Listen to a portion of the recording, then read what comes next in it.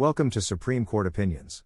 In this episode, you'll hear the court's opinion in Dobbs v. Jackson Women's Health Organization.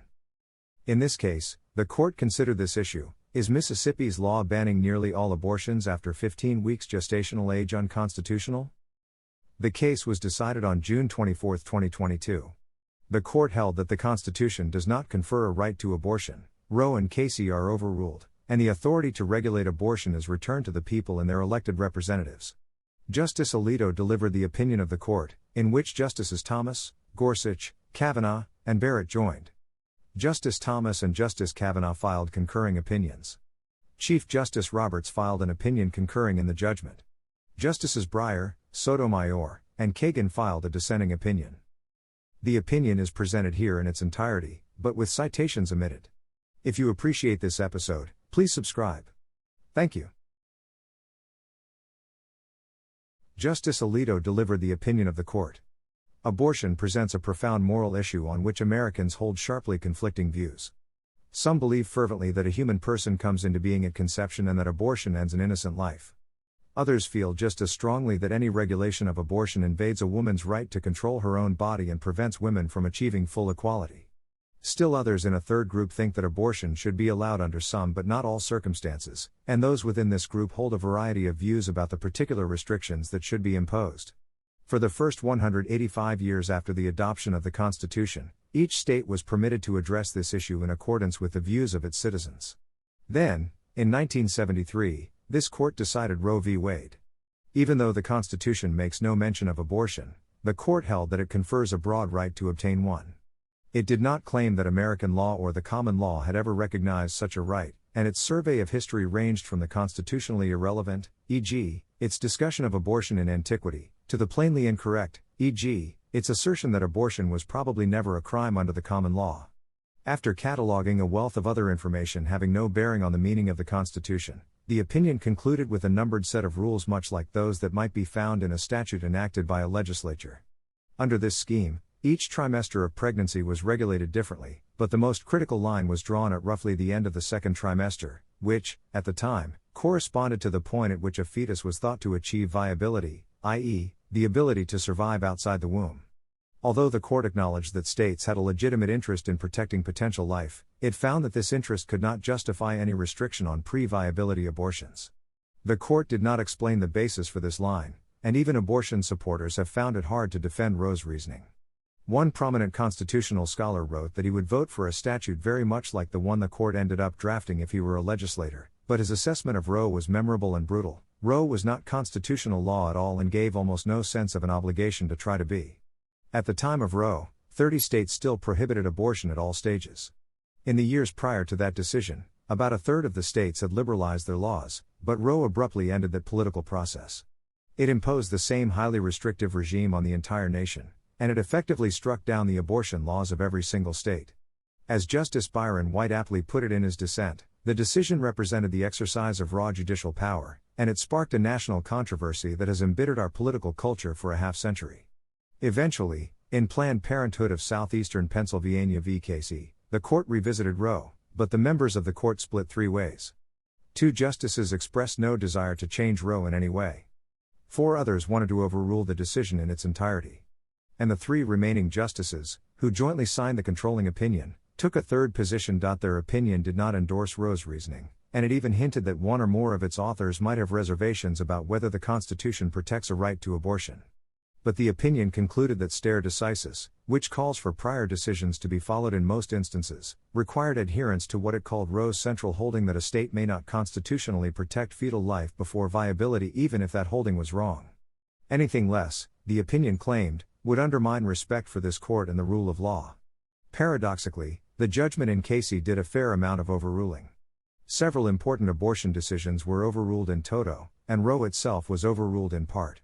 Casey threw out Roe's trimester scheme and substituted a new rule of uncertain origin under which states were forbidden to adopt any regulation that imposed an undue burden on a woman's right to have an abortion. The decision provided no clear guidance about the difference between a due and an undue burden.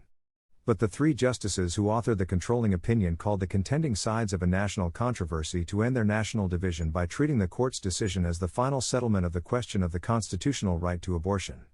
As has become increasingly apparent in the intervening years, Casey did not achieve that goal. Americans continue to hold passionate and widely divergent views on abortion, and state legislatures have acted accordingly. Some have recently enacted laws allowing abortion, with few restrictions, at all stages of pregnancy. Others have tightly restricted abortion beginning well before viability. And in this case, 26 states have expressly asked this court to overrule Roe and Casey and allow the states to regulate or prohibit pre-viability abortions. Before us now is one such state law. The state of Mississippi asks us to uphold the constitutionality of a law that generally prohibits an abortion after the 15th week of pregnancy, several weeks before the point at which a fetus is now regarded as viable outside the womb. In defending this law, the state's primary argument is that we should reconsider and overrule Roe and Casey and once again allow each state to regulate abortion as its citizens wish. On the other side, respondents and the Solicitor General ask us to reaffirm Roe and Casey, and they contend that the Mississippi law cannot stand if we do so. Allowing Mississippi to prohibit abortions after 15 weeks of pregnancy, they argue, would be no different than overruling Casey and Roe entirely. They contend that no half measures are available and that we must either reaffirm or overrule Roe and Casey. We hold that Roe and Casey must be overruled. The Constitution makes no reference to abortion, and no such right is implicitly protected by any constitutional provision, including the one on which the defenders of Roe and Casey now chiefly rely, the Due Process Clause of the 14th Amendment. That provision has been held to guarantee some rights that are not mentioned in the Constitution, but any such right must be deeply rooted in this nation's history and tradition and implicit in the concept of ordered liberty. The right to abortion does not fall within this category. Until the latter part of the 20th century, such a right was entirely unknown in American law. Indeed, when the 14th Amendment was adopted, 3/4 of the states made abortion a crime at all stages of pregnancy. The abortion right is also critically different from any other right that this court has held to fall within the 14th Amendment's protection of liberty. Roe's defenders characterize the abortion right as similar to the rights recognized in past decisions involving matters such as intimate sexual relations, contraception, and marriage, but abortion is fundamentally different, as both Roe and Casey acknowledged, because it destroys what those decisions called fetal life and what the law now before us describes as an unborn human being. Stare decisis, the doctrine on which Casey's controlling opinion was based, does not compel unending adherence to Roe's abuse of judicial authority. Roe was egregiously wrong from the start. Its reasoning was exceptionally weak, and the decision has had damaging consequences. And far from bringing about a national settlement of the abortion issue, Roe and Casey have inflamed debate and deepened division. It is time to heed the Constitution and return the issue of abortion to the people's elected representatives. The permissibility of abortion, and the limitations upon it, are to be resolved like most important questions in our democracy, by citizens trying to persuade one another and then voting. That is what the Constitution and the rule of law demand. The law at issue in this case, Mississippi's Gestational Age Act, contains this central provision: except in a medical emergency or in the case of a severe fetal abnormality, a person shall not intentionally or knowingly perform, or induce an abortion of an unborn human being if the probable gestational age of the unborn human being has been determined to be greater than 15 weeks. To support this act, the legislature made a series of factual findings. It began by noting that, at the time of enactment, only 6 countries besides the United States permitted non-therapeutic or elective abortion on demand after the 20th week of gestation. The legislature then found that at 5 or 6 weeks gestational age an unborn human being's heart begins beating, at 8 weeks the unborn human being begins to move about in the womb, at 9 weeks all basic physiological functions are present, at 10 weeks vital organs begin to function, and hair, fingernails, and toenails begin to form, at 11 weeks an unborn human being's diaphragm is developing, and he or she may move about freely in the womb, and at 12 weeks the unborn human being has taken on the human form in all relevant respects. It found that most abortions after 15 weeks employ dilation and evacuation procedures which involve the use of surgical instruments to crush and tear the unborn child, and it concluded that the intentional commitment of such acts for non-therapeutic or elective reasons is a barbaric practice, dangerous for the maternal patient, and demeaning to the medical profession. Respondents are an abortion clinic, Jackson Women's Health Organization, and one of its doctors. On the day the Gestational Age Act was enacted, respondents filed suit in federal district court against various Mississippi officials, alleging that the act violated this court's precedents establishing a constitutional right to abortion. The district court granted summary judgment in favor of respondents and permanently enjoined enforcement of the act, reasoning that viability marks the earliest point at which the state's interest in fetal life is constitutionally adequate to justify a legislative ban on non-therapeutic abortions and that 15 weeks gestational age is prior to viability. We granted certiorari to resolve the question whether all pre-viability prohibitions on elective abortions are unconstitutional. Petitioner's primary defense of the Mississippi Gestational Age Act is that Roe and Casey were wrongly decided and that the act is constitutional because it satisfies rational basis review. Respondents answer that allowing Mississippi to ban pre-viability abortions would be no different than overruling Casey and Roe entirely. They tell us that no half measures are available. We must either reaffirm or overrule Roe and Casey. We begin by considering the critical question whether the Constitution, properly understood, confers a right to obtain an abortion. Skipping over that question, the controlling opinion in Casey reaffirmed Roe's central holding based solely on the doctrine of stare decisis, but as we will explain, proper application of stare decisis required an assessment of the strength of the grounds on which Roe was based. We therefore turn to the question that the Casey plurality did not consider, and we address that question in 3 steps. First, we explain the standard that our cases have used in determining whether the 14th Amendment's reference to liberty protects a particular right. Second, we examine whether the right at issue in this case is rooted in our nation's history and tradition and whether it is an essential component of what we have described as ordered liberty. Finally, we consider whether a right to obtain an abortion is part of a broader entrenched right that is supported by other precedents. Constitutional analysis must begin with the language of the instrument, which offers a fixed standard for ascertaining what our founding document means. The Constitution makes no express reference to a right to obtain an abortion, and therefore those who claim that it protects such a right must show that the right is somehow implicit in the constitutional text.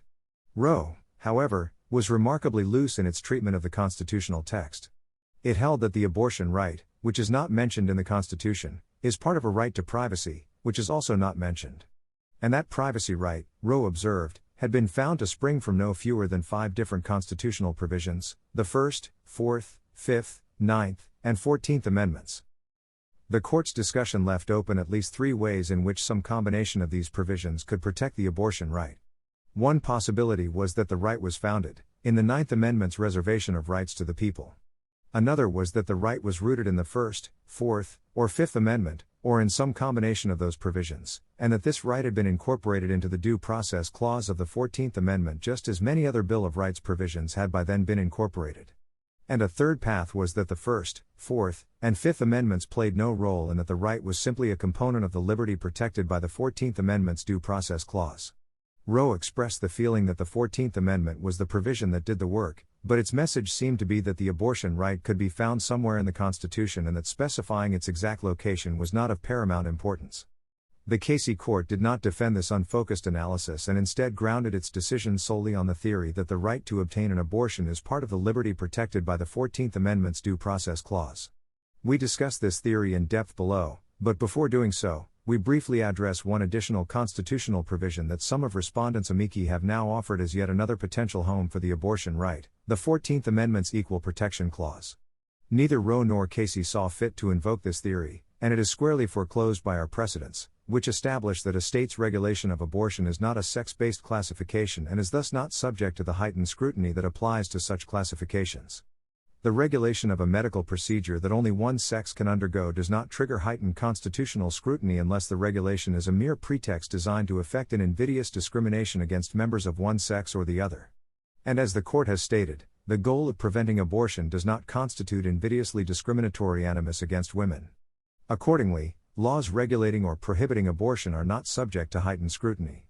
Rather, they are governed by the same standard of review as other health and safety measures. With this new theory addressed, we turn to Casey's bold assertion that the abortion right is an aspect of the liberty protected by the Due Process Clause of the 14th Amendment. The underlying theory on which this argument rests, that the 14th Amendment's Due Process Clause provides substantive, as well as procedural, protection for liberty has long been controversial. But our decisions have held that the Due Process Clause protects 2 categories of substantive rights. The first consists of rights guaranteed by the first 8 amendments. Those amendments originally applied only to the federal government, but this court has held that the Due Process Clause of the 14th Amendment incorporates the great majority of those rights and thus makes them equally applicable to the states. The second category, which is the one in question here, comprises a select list of fundamental rights that are not mentioned anywhere in the Constitution. In deciding whether a right falls into either of these categories, the court has long asked whether the right is deeply rooted in our history and tradition and whether it is essential to our nation's scheme of ordered liberty. And in conducting this inquiry, we have engaged in a careful analysis of the history of the right at issue. Justice Ginsburg's opinion for the court in Timbs is a recent example. In concluding that the Eighth Amendment's protection against excessive fines is fundamental to our scheme of ordered liberty and deeply rooted in this nation's history and tradition, her opinion traced the right back to Magna Carta, Blackstone's commentaries, and 35 of the 37 state constitutions in effect at the ratification of the 14th Amendment. A similar inquiry was undertaken in MacDonald, which held that the 14th Amendment protects the right to keep and bear arms. The lead opinion surveyed the origins of the Second Amendment, the debates in Congress about the adoption of the 14th Amendment, the state constitutions in effect when that amendment was ratified. At least 22 of the 37 states protected the right to keep and bear arms, federal laws enacted during the same period, and other relevant historical evidence.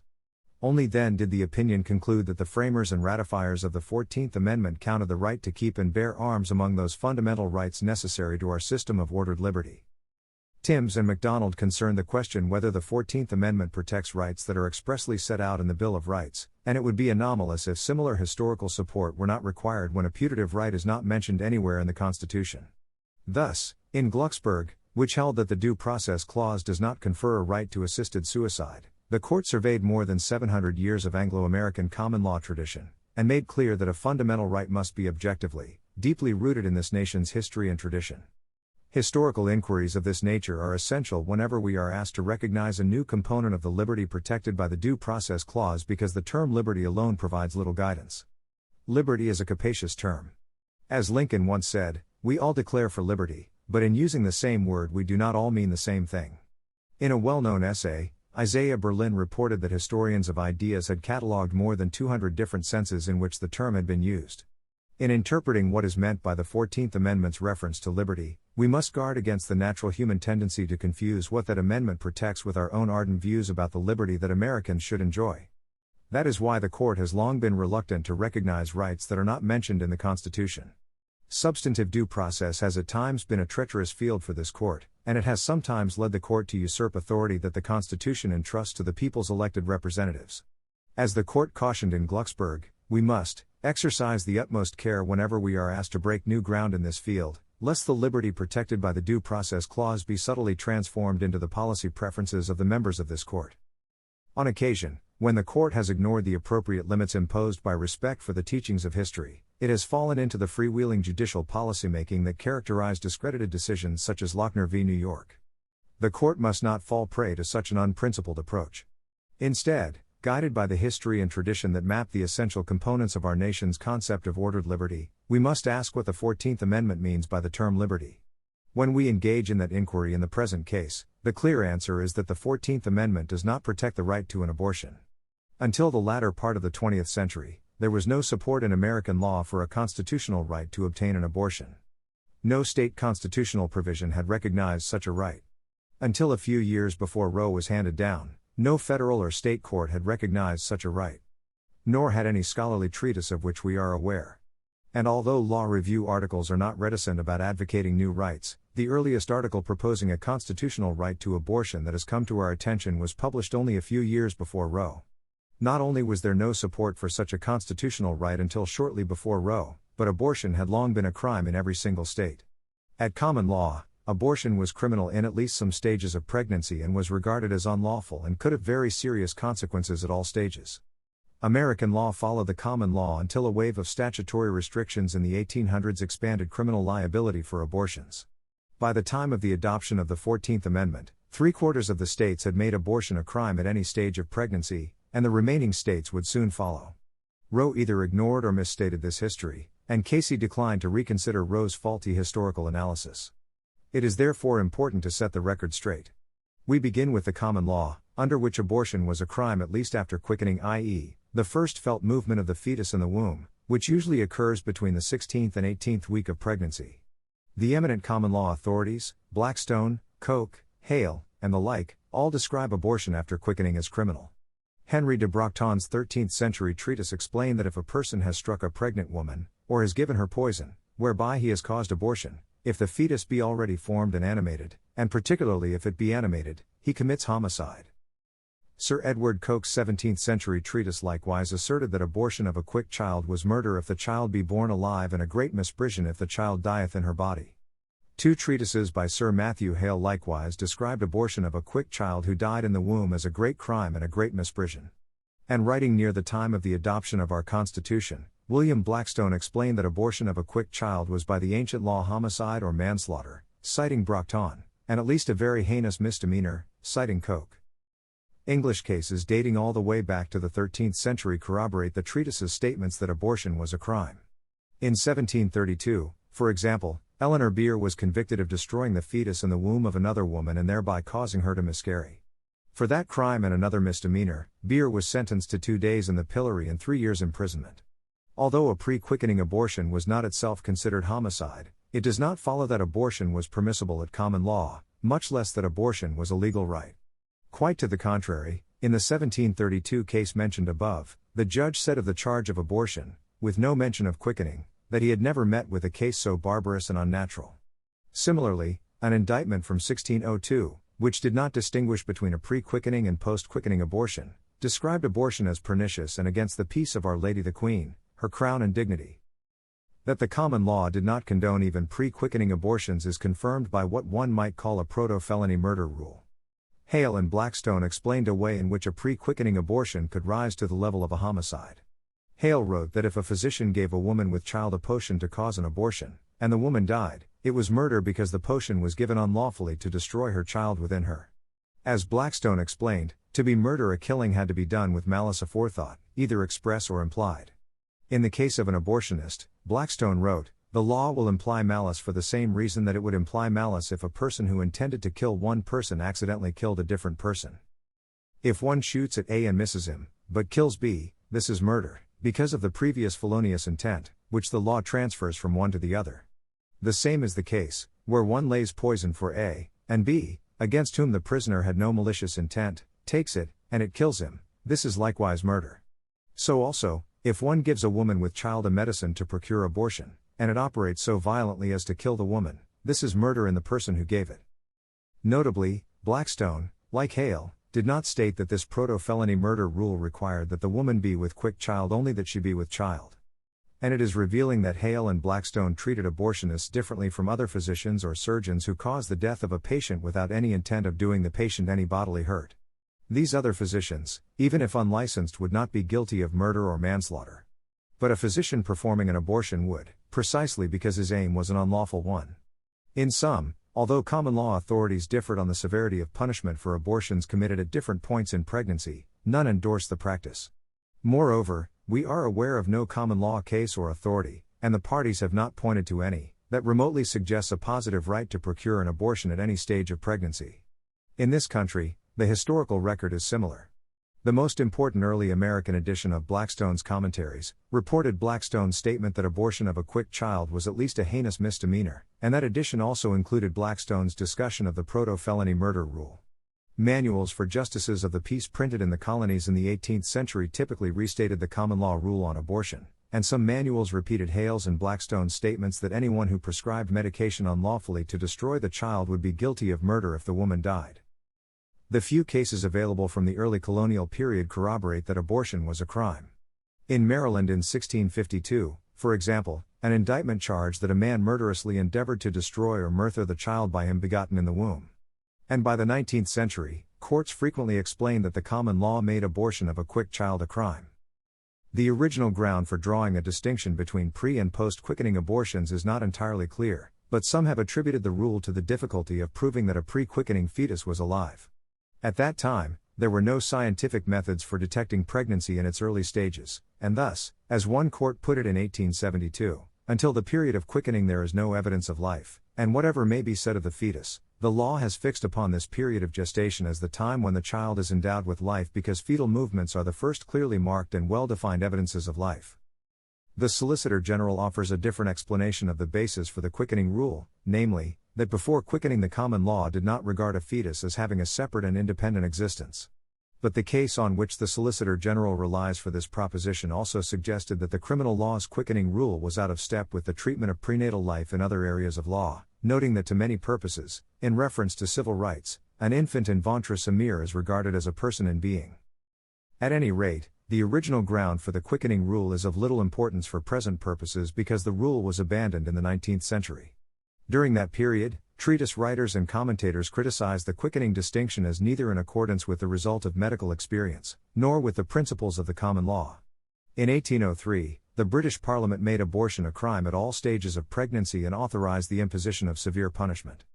One scholar has suggested that Parliament's decision may partly have been attributable to the medical man's concern that fetal life should be protected by the law at all stages of gestation. In this country during the 19th century, the vast majority of the states enacted statutes criminalizing abortion at all stages of pregnancy. By 1868, the year when the 14th Amendment was ratified, 3/4 of the states, 28 out of 37, had enacted statutes making abortion a crime even if it was performed before quickening. Of the 9 states that had not yet criminalized abortion at all stages, all but one did so by 1910. The trend in the territories that would become the last 13 states was similar. All of them criminalized abortion at all stages of pregnancy between 1850, the Kingdom of Hawaii, and 1919, New Mexico. By the end of the 1950s, according to the Roe Court's own count, statutes in all but 4 states and the District of Columbia prohibited abortion however and whenever performed, unless done to save or preserve the life of the mother. This overwhelming consensus endured until the day Roe was decided. At that time, also by the Roe Court's own count, a substantial majority, 30 states, still prohibited abortion at all stages except to save the life of the mother. And though Roe discerned a trend toward liberalization in about 1/3 of the states, those states still criminalized some abortions and regulated them more stringently than Roe would allow. In short, the court's opinion in Roe itself convincingly refutes the notion that the abortion liberty is deeply rooted in the history or tradition of our people. The inescapable conclusion is that a right to abortion is not deeply rooted in the nation's history and traditions. On the contrary, an unbroken tradition of prohibiting abortion on pain of criminal punishment persisted from the earliest days of the common law until 1973. The court in Roe could have said of abortion exactly what Glucksberg said of assisted suicide. Attitudes toward abortion have changed since Brockton, but our laws have consistently condemned, and continue to prohibit, that practice. Respondents and their amici have no persuasive answer to this historical evidence. Neither respondents nor the Solicitor General disputes the fact that by 1868 the vast majority of states criminalized abortion at all stages of pregnancy. Instead, respondents are forced to argue that it does not matter that some states prohibited abortion at the time Roe was decided or when the 14th Amendment was adopted. But that argument flies in the face of the standard we have applied in determining whether an asserted right that is nowhere mentioned in the Constitution is nevertheless protected by the 14th Amendment. Not only are respondents and their amici unable to show that a constitutional right to abortion was established when the 14th Amendment was adopted, but they have found no support for the existence of an abortion right that predates the latter part of the 20th century, no state constitutional provision, no statute, no judicial decision, no learned treatise. The earliest sources called to our attention are a few district court and state court decisions decided shortly before Roe and a small number of law review articles from the same time period. A few of respondents' amici muster historical arguments, but they are very weak. The Solicitor General repeats Roe's claim that it is doubtful abortion was ever firmly established as a common law crime even with respect to the destruction of a quick fetus. But as we have seen, great common law authorities like Brockton, Koch, Hale, and Blackstone all wrote that a post-quickening abortion was a crime, and a serious one at that. Moreover, Hale and Blackstone, and many other authorities following them, asserted that even a pre-quickening abortion was unlawful and that, as a result, an abortionist was guilty of murder if the woman died from the attempt. Instead of following these authorities, Roe relied largely on 2 articles by a pro-abortion advocate who claimed that Koch had intentionally misstated the common law because of his strong anti-abortion views. These articles have been discredited, and it has come to light that even members of Jane Roe's legal team did not regard them as serious scholarship. An internal memorandum characterized this author's work as donning the guise of impartial scholarship while advancing the proper ideological goals. Continued reliance on such scholarship is unsupportable. The Solicitor General next suggests that history supports an abortion right because the common law's failure to criminalize abortion before quickening means that at the founding and for decades thereafter, women generally could terminate a pregnancy, at least in its early stages. But the insistence on quickening was not universal, and regardless, the fact that many states in the late 18th and early 19th century did not criminalize pre-quickening abortions does not mean that anyone thought the states lacked the authority to do so. When legislatures began to exercise that authority as the century wore on, no one, as far as we are aware, argued that the laws they enacted violated a fundamental right. That is not surprising since common law authorities had repeatedly condemned abortion and described it as an unlawful act without regard to whether it occurred before or after quickening. Another amicus brief relied upon by respondents tries to dismiss the significance of the state criminal statutes that were in effect when the 14th Amendment was adopted by suggesting that they were enacted for illegitimate reasons. According to this account, which is based almost entirely on statements made by one prominent proponent of the statutes, important motives for the laws were the fear that Catholic immigrants were having more babies than Protestants and that the availability of abortion was leading white Protestant women to shirk their maternal duties. Resort to this argument is a testament to the lack of any real historical support for the right that Roe and Casey recognized. This court has long disfavored arguments based on alleged legislative motives. The court has recognized that inquiries into legislative motives are a hazardous matter. Even when an argument about legislative motive is backed by statements made by legislators who voted for a law, we have been reluctant to attribute those motives to the legislative body as a whole. What motivates one legislator to make a speech about a statute is not necessarily what motivates scores of others to enact it. Here, the argument about legislative motive is not even based on statements by legislators, but on statements made by a few supporters of the new 19th century abortion laws, and it is quite a leap to attribute these motives to all the legislators whose votes were responsible for the enactment of those laws. Recall that at the time of the adoption of the 14th Amendment, over 3/4 of the states had adopted statutes criminalizing abortion, usually at all stages of pregnancy, and that from the early 20th century until the day Roe was handed down, every single state had such a law on its books. Are we to believe that the hundreds of lawmakers whose votes were needed to enact these laws were motivated by hostility to Catholics and women? There is ample evidence that the passage of these laws was instead spurred by a sincere belief that abortion kills a human being. Many judicial decisions from the late 19th and early 20th centuries made that point. One may disagree with this belief, and our decision is not based on any view about when a state should regard prenatal life as having rights or legally cognizable interests, but even Roe and Casey did not question the good faith of abortion opponents. And we see no reason to discount the significance of the state laws in question based on these amici's suggestions about legislative motive. Instead of seriously pressing the argument that the abortion right itself has deep roots, supporters of Roe and Casey contend that the abortion right is an integral part of a broader entrenched right. Roe termed this a right to privacy, and Casey described it as the freedom to make intimate and personal choices that are central to personal dignity and autonomy. Casey elaborated, at the heart of liberty is the right to define one's own concept of existence, of meaning, of the universe, and of the mystery of human life. The court did not claim that this broadly framed right is absolute, and no such claim would be plausible.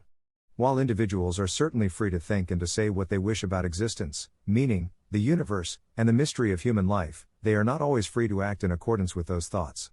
License to act on the basis of such beliefs may correspond to one of the many understandings of liberty, but it is certainly not ordered liberty. Ordered liberty sets limits and defines the boundary between competing interests.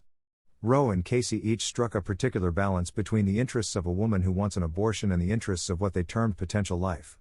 But the people of the various states may evaluate those interests differently. In some states, voters may believe that the abortion right should be even more extensive than the right that Roe and Casey recognized. Voters in other states may wish to impose tight restrictions based on their belief that abortion destroys an unborn human being. Our nation's historical understanding of ordered liberty does not prevent the people's elected representatives from deciding how abortion should be regulated. Nor does the right to obtain an abortion have a sound basis in precedent. Casey relied on cases involving the right to marry a person of a different race, the right to marry while in prison, the right to obtain contraceptives, the right to reside with relatives, the right to make decisions about the education of one's children, the right not to be sterilized without consent, and the right in certain circumstances not to undergo involuntary surgery, forced administration of drugs, or other substantially similar procedures. Respondents and the Solicitor General also rely on post-Casey decisions like Lawrence v. Texas, and Obergefell v. Hodges. These attempts to justify abortion through appeals to a broader right to autonomy and to define one's concept of existence prove too much. Those criteria, at a high level of generality, could license fundamental rights to illicit drug use, prostitution, and the like. None of these rights has any claim to being deeply rooted in history. What sharply distinguishes the abortion right from the rights recognized in the cases on which Roe and Casey rely is something that both those decisions acknowledged. Abortion destroys what those decisions call potential life and what the law at issue in this case regards as the life of an unborn human being. None of the other decisions cited by Roe and Casey involve the critical moral question posed by abortion. They are therefore inapposite. They do not support the right to obtain an abortion, and by the same token, our conclusion that the Constitution does not confer such a right does not undermine them in any way. In drawing this critical distinction between the abortion right and other rights, it is not necessary to dispute Casey's claim, which we accept for the sake of argument, that the specific practices of states at the time of the adoption of the 14th Amendment do not mark the outer limits of the substantive sphere of liberty which the 14th Amendment protects. Abortion is nothing new. It has been addressed by lawmakers for centuries, and the fundamental moral question that it poses is ageless. Defenders of Roe and Casey do not claim that any new scientific learning calls for a different answer to the underlying moral question, but they do contend that changes in society require the recognition of a constitutional right to obtain an abortion. Without the availability of abortion, they maintain, people will be inhibited from exercising their freedom to choose the types of relationships they desire, and women will be unable to compete with men in the workplace and in other endeavors. Americans who believe that abortion should be restricted press countervailing arguments about modern developments.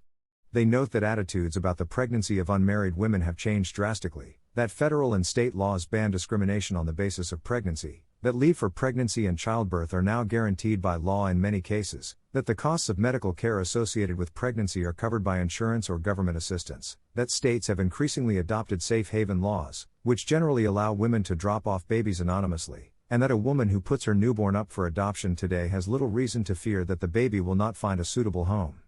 They also claim that many people now have a new appreciation of fetal life and that when prospective parents who want to have a child view a sonogram, they typically have no doubt that what they see is their daughter or son.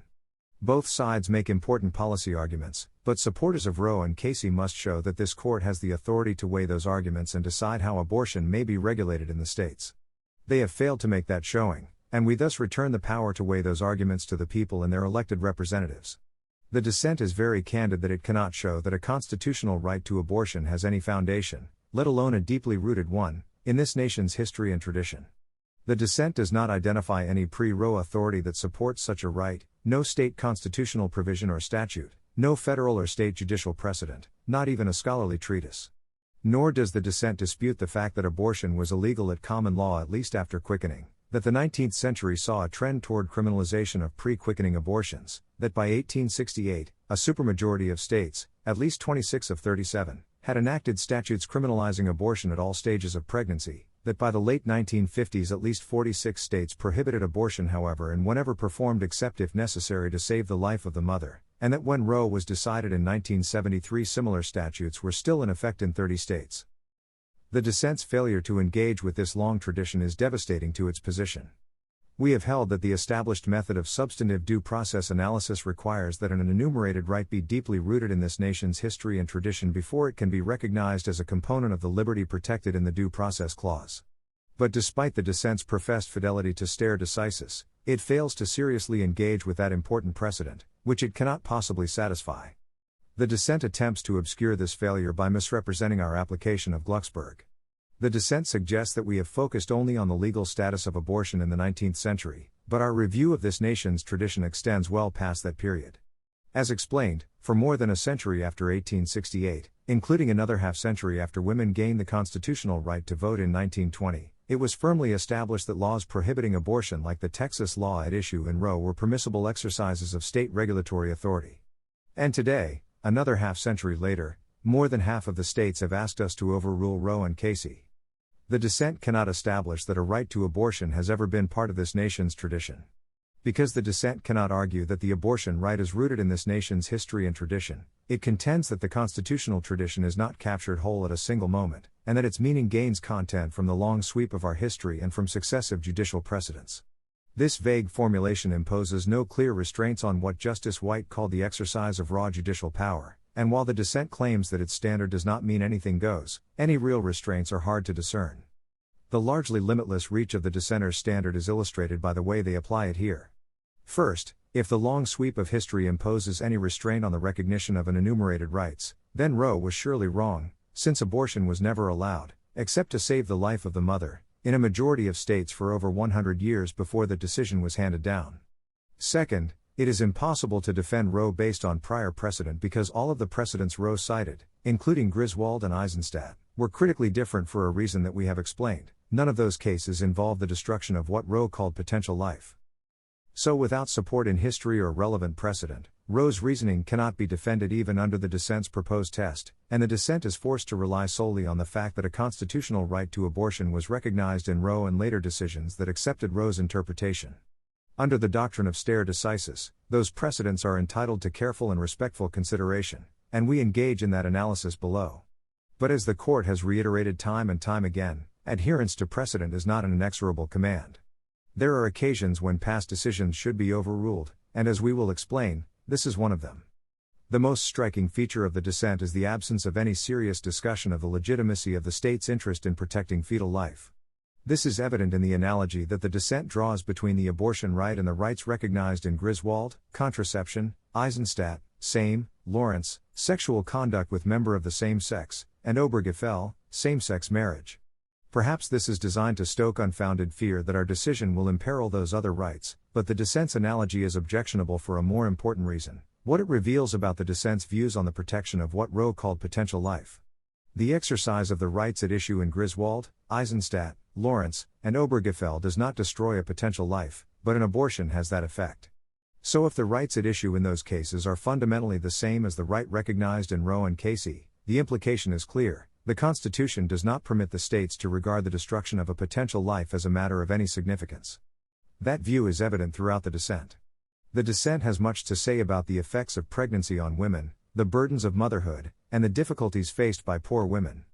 These are important concerns. However, the dissent evinces no similar regard for a state's interest in protecting prenatal life. The dissent repeatedly praises the balance that the viability line strikes between a woman's liberty interest and the state's interest in prenatal life. But for reasons we discuss later, and given in the opinion of the Chief Justice, the viability line makes no sense. It was not adequately justified in Roe, and the dissent does not even try to defend it today. Nor does it identify any other point in a pregnancy after which a state is permitted to prohibit the destruction of a fetus. Our opinion is not based on any view about if and when prenatal life is entitled to any of the rights enjoyed after birth. The dissent, by contrast, would impose on the people a particular theory about when the rights of personhood begin. According to the dissent, the Constitution requires the states to regard a fetus as lacking even the most basic human right, to live, at least until an arbitrary point in a pregnancy has passed. Nothing in the Constitution or in our nation's legal traditions authorizes the court to adopt that theory of life. We next consider whether the doctrine of stare decisis counsels continued acceptance of Roe and Casey. Stare decisis plays an important role in our case law, and we have explained that it serves many valuable ends. It protects the interests of those who have taken action in reliance on a past decision. It reduces incentives for challenging settled precedents, saving parties and courts the expense of endless relitigation. It fosters even-handed decision-making by requiring that like cases be decided in a like manner. It contributes to the actual and perceived integrity of the judicial process. And it restrains judicial hubris and reminds us to respect the judgment of those who have grappled with important questions in the past. Precedent is a way of accumulating and passing down the learning of past generations, a font of established wisdom richer than what can be found in any single judge or panel of judges. We have long recognized, however, that stare decisis is not an inexorable command, and it is at its weakest when we interpret the Constitution. It has been said that it is sometimes more important that an issue be settled than that it be settled right. But when it comes to the interpretation of the Constitution, the great charter of our liberties, which was meant to endure through a long lapse of ages, we place a high value on having the matter settled right. In addition, when one of our constitutional decisions goes astray, the country is usually stuck with the bad decision unless we correct our own mistake. An erroneous constitutional decision can be fixed by amending the Constitution, but our Constitution is notoriously hard to amend. Therefore, in appropriate circumstances we must be willing to reconsider and, if necessary, overrule constitutional decisions. Some of our most important constitutional decisions have overruled prior precedents. We mention three. In Brown v. Board of Education, the court repudiated the separate but equal doctrine, which had allowed states to maintain racially segregated schools and other facilities. In so doing, the court overruled the infamous decision in Plessy v. Ferguson, along with 6 other Supreme Court precedents that had applied the separate but equal rule. In West Coast Hotel Company v. Parrish, the court overruled Adkins v. Children's Hospital of D.C., which had held that a law setting minimum wages for women violated the liberty protected by the Fifth Amendment's Due Process Clause. West Coast Hotel signaled the demise of an entire line of important precedents that had protected an individual liberty right against state and federal health and welfare legislation. Finally, In West Virginia Board of Education v. Barnett, after the lapse of only 3 years, the court overruled Minersville School District v. Gobitis, and held that public school students could not be compelled to salute the flag in violation of their sincere beliefs. Barnett stands out because nothing had changed during the intervening period other than the court's belated recognition that its earlier decision had been seriously wrong. On many other occasions, this court has overruled important constitutional decisions. We include a partial list in the footnote that follows. Without these decisions, American constitutional law as we know it would be unrecognizable, and this would be a different country. No justice of this court has ever argued that the court should never overrule a constitutional decision, but overruling a precedent is a serious matter. It is not a step that should be taken lightly. Our cases have attempted to provide a framework for deciding when a precedent should be overruled, and they have identified factors that should be considered in making such a decision. In this case, 5 factors weigh strongly in favor of overruling Roe and Casey: the nature of their error, the quality of their reasoning, the workability of the rules they imposed on the country, their disruptive effect on other areas of the law, and the absence of concrete reliance. The nature of the court's error. An erroneous interpretation of the Constitution is always important, but some are more damaging than others. The infamous decision in Plessy v. Ferguson was one such decision. It betrayed our commitment to equality before the law. And as the Solicitor General agreed at oral argument, it should have been overruled at the earliest opportunity. Roe was also egregiously wrong and deeply damaging. For reasons already explained, Roe's constitutional analysis was far outside the bounds of any reasonable interpretation of the various constitutional provisions to which it vaguely pointed. Roe was on a collision course with the Constitution from the day it was decided. Casey perpetuated its errors, and those errors do not concern some arcane corner of the law of little importance to the American people. Rather, wielding nothing but raw judicial power, the court usurped the power to address a question of profound moral and social importance that the Constitution unequivocally leaves for the people. Casey described itself as calling both sides of the national controversy to resolve their debate, but in doing so, Casey necessarily declared a winning side. Those on the losing side, those who sought to advance the state's interest in fetal life, could no longer seek to persuade their elected representatives to adopt policies consistent with their views. The court short-circuited the democratic process by closing it to the large number of Americans who dissented in any respect from Roe. Roe fanned into life an issue that has inflamed our national politics in general, and has obscured with its smoke the selection of justices to this court in particular, ever since. Together, Roe and Casey represent an error that cannot be allowed to stand. As the court's landmark decision in West Coast Hotel illustrates, the court has previously overruled decisions that wrongly removed an issue from the people and the democratic process. As Justice White later explained, decisions that find in the Constitution principles or values that cannot fairly be read into that document usurp the people's authority, for such decisions represent choices that the people have never made and that they cannot disavow through corrective legislation. For this reason, it is essential that this court maintain the power to restore authority to its proper possessors by correcting constitutional decisions that, on reconsideration, are found to be mistaken. The quality of the reasoning. Under our precedents, the quality of the reasoning in a prior case has an important bearing on whether it should be reconsidered. In Part 2, we explained why Roe was incorrectly decided, but that decision was more than just wrong. It stood on exceptionally weak grounds. Roe found that the Constitution implicitly conferred a right to obtain an abortion, but it failed to ground its decision in text, history, or precedent. It relied on an erroneous historical narrative. It devoted great attention to and presumably relied on matters that have no bearing on the meaning of the Constitution. It disregarded the fundamental difference between the precedents on which it relied and the question before the court. It concocted an elaborate set of rules, with different restrictions for each trimester of pregnancy, but it did not explain how this veritable code could be teased out of anything in the Constitution, the history of abortion laws, prior precedent, or any other cited source, and its most important rule, that states cannot protect fetal life prior to viability, was never raised by any party and has never been plausibly explained. Roe's reasoning quickly drew scathing scholarly criticism, even from supporters of broad access to abortion. The Casey plurality, while reaffirming Roe's central holding, pointedly refrained from endorsing most of its reasoning. It revised the textual basis for the abortion right, silently abandoned Roe's erroneous historical narrative, and jettisoned the trimester framework. But it replaced that scheme with an arbitrary undue burden test and relied on an exceptional version of stare decisis that, as explained below, this court had never before applied and has never invoked since. The weaknesses in Roe's reasoning are well known. Without any grounding in the constitutional text, history, or precedent, It imposed on the entire country a detailed set of rules much like those that one might expect to find in a statute or regulation. Dividing pregnancy into 3 trimesters, the court imposed special rules for each.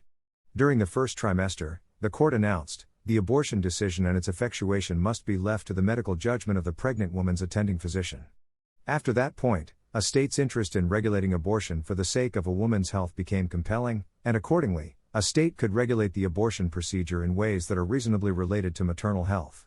Finally, in the stage subsequent to viability, which in 1973 roughly coincided with the beginning of the 3rd trimester, the state's interest in the potentiality of human life became compelling, and therefore a state could regulate, and even proscribe, abortion except where it is necessary, in appropriate medical judgment, for the preservation of the life or health of the mother.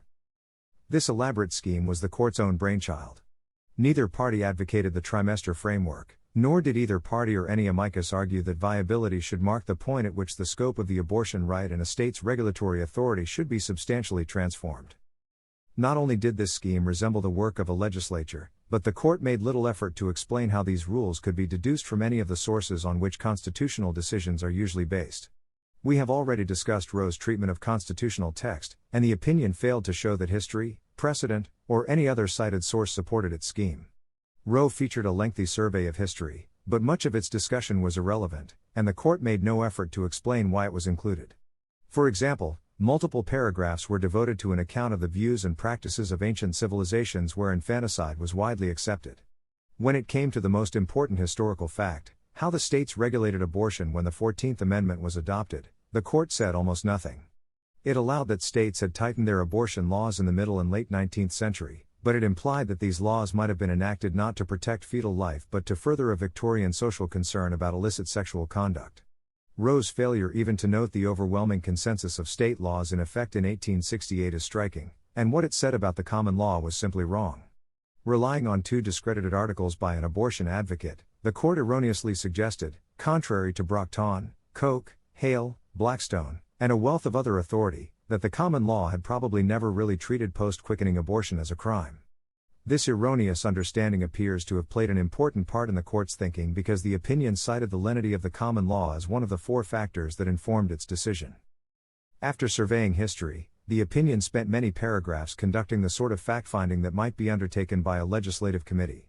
This included a lengthy account of the position of the American Medical Association and the position of the American Public Health Association, as well as the vote by the American Bar Association's House of Delegates in February 1972 on proposed abortion legislation. Also noted were a British judicial decision handed down in 1939 and a new British abortion law enacted in 1967. The court did not explain why these sources shed light on the meaning of the Constitution, and not one of them adopted or advocated anything like the scheme that Roe imposed on the country. Finally, after all this, the court turned to precedent.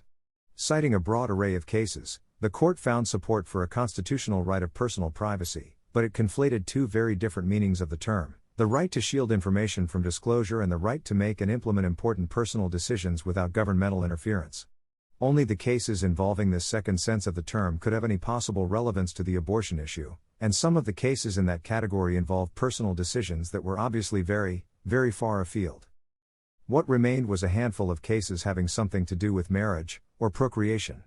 But none of these decisions involved what is distinctive about abortion: its effect on what Roe termed potential life.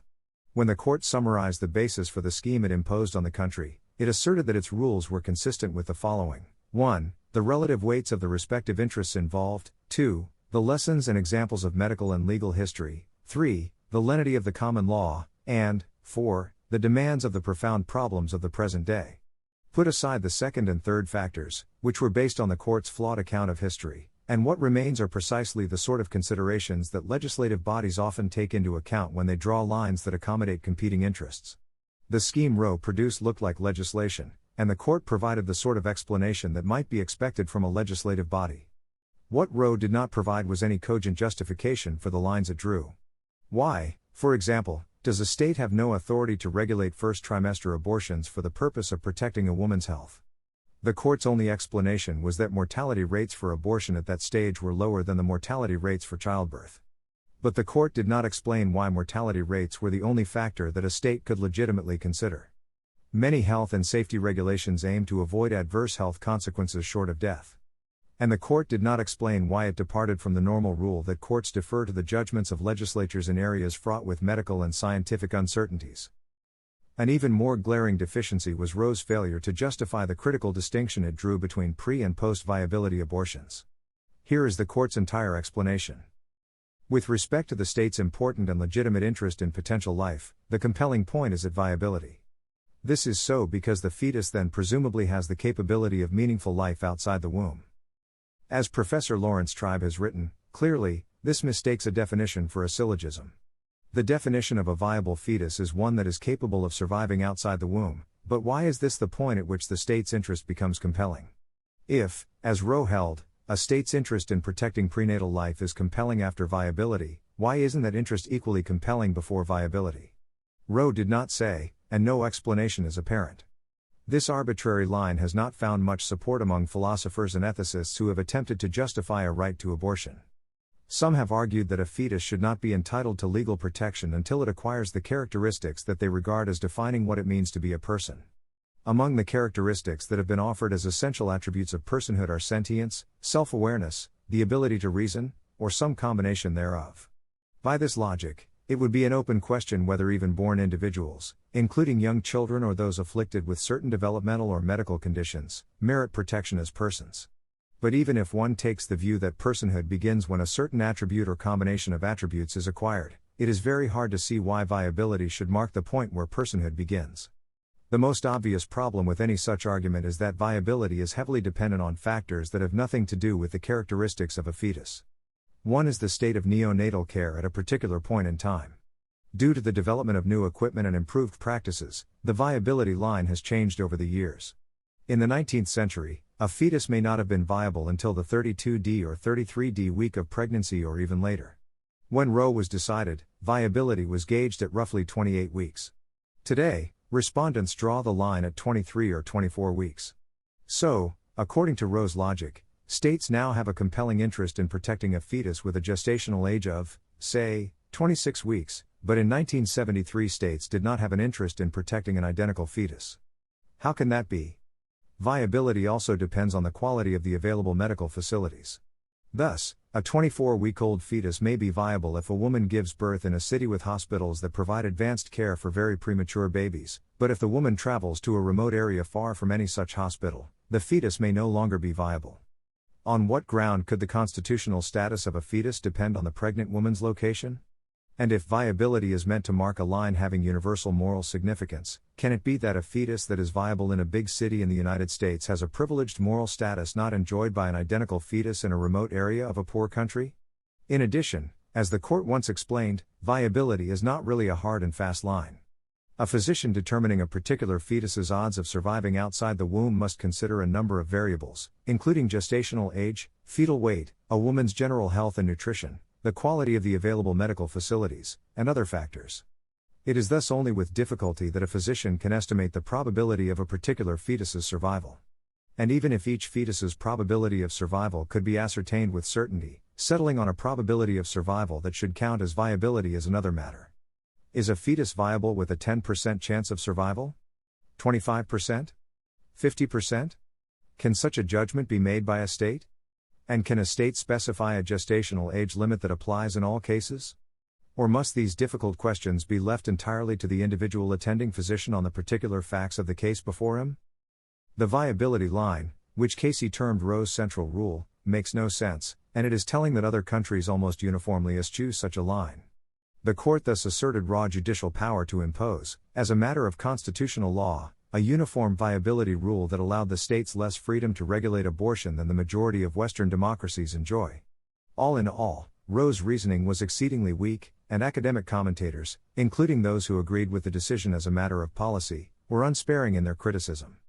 John Hart Ely famously wrote that Roe was not constitutional law and gave almost no sense of an obligation to try to be. Archibald Cox, who served as Solicitor General under President Kennedy, commented that Roe reads like a set of hospital rules and regulations that neither historian, layman, nor lawyer will be persuaded are part of the Constitution. Lawrence Tribe wrote that even if there is a need to divide pregnancy into several segments with lines that clearly identify the limits of governmental power, interest balancing of the form the court pursues fails to justify any of the lines actually drawn. Mark Tushnet termed Roe a totally unreasoned judicial opinion. Despite Roe's weaknesses, its reach was steadily extended in the years that followed. The court struck down laws requiring that second trimester abortions be performed only in hospitals, that minors obtain parental consent, that women give written consent after being informed of the status of the developing prenatal life and the risks of abortion, that women wait 24 hours for an abortion, that a physician determine viability in a particular manner, that a physician performing a post-viability abortion use the technique most likely to preserve the life of the fetus, and that fetal remains be treated in a humane and sanitary manner. Justice White complained that the court was engaging in unrestrained imposition of its own extra-constitutional value preferences. And the United States as amicus curiae asked the court to overrule Roe 5 times in the decade before Casey, and then asked the court to overrule it once more in Casey itself.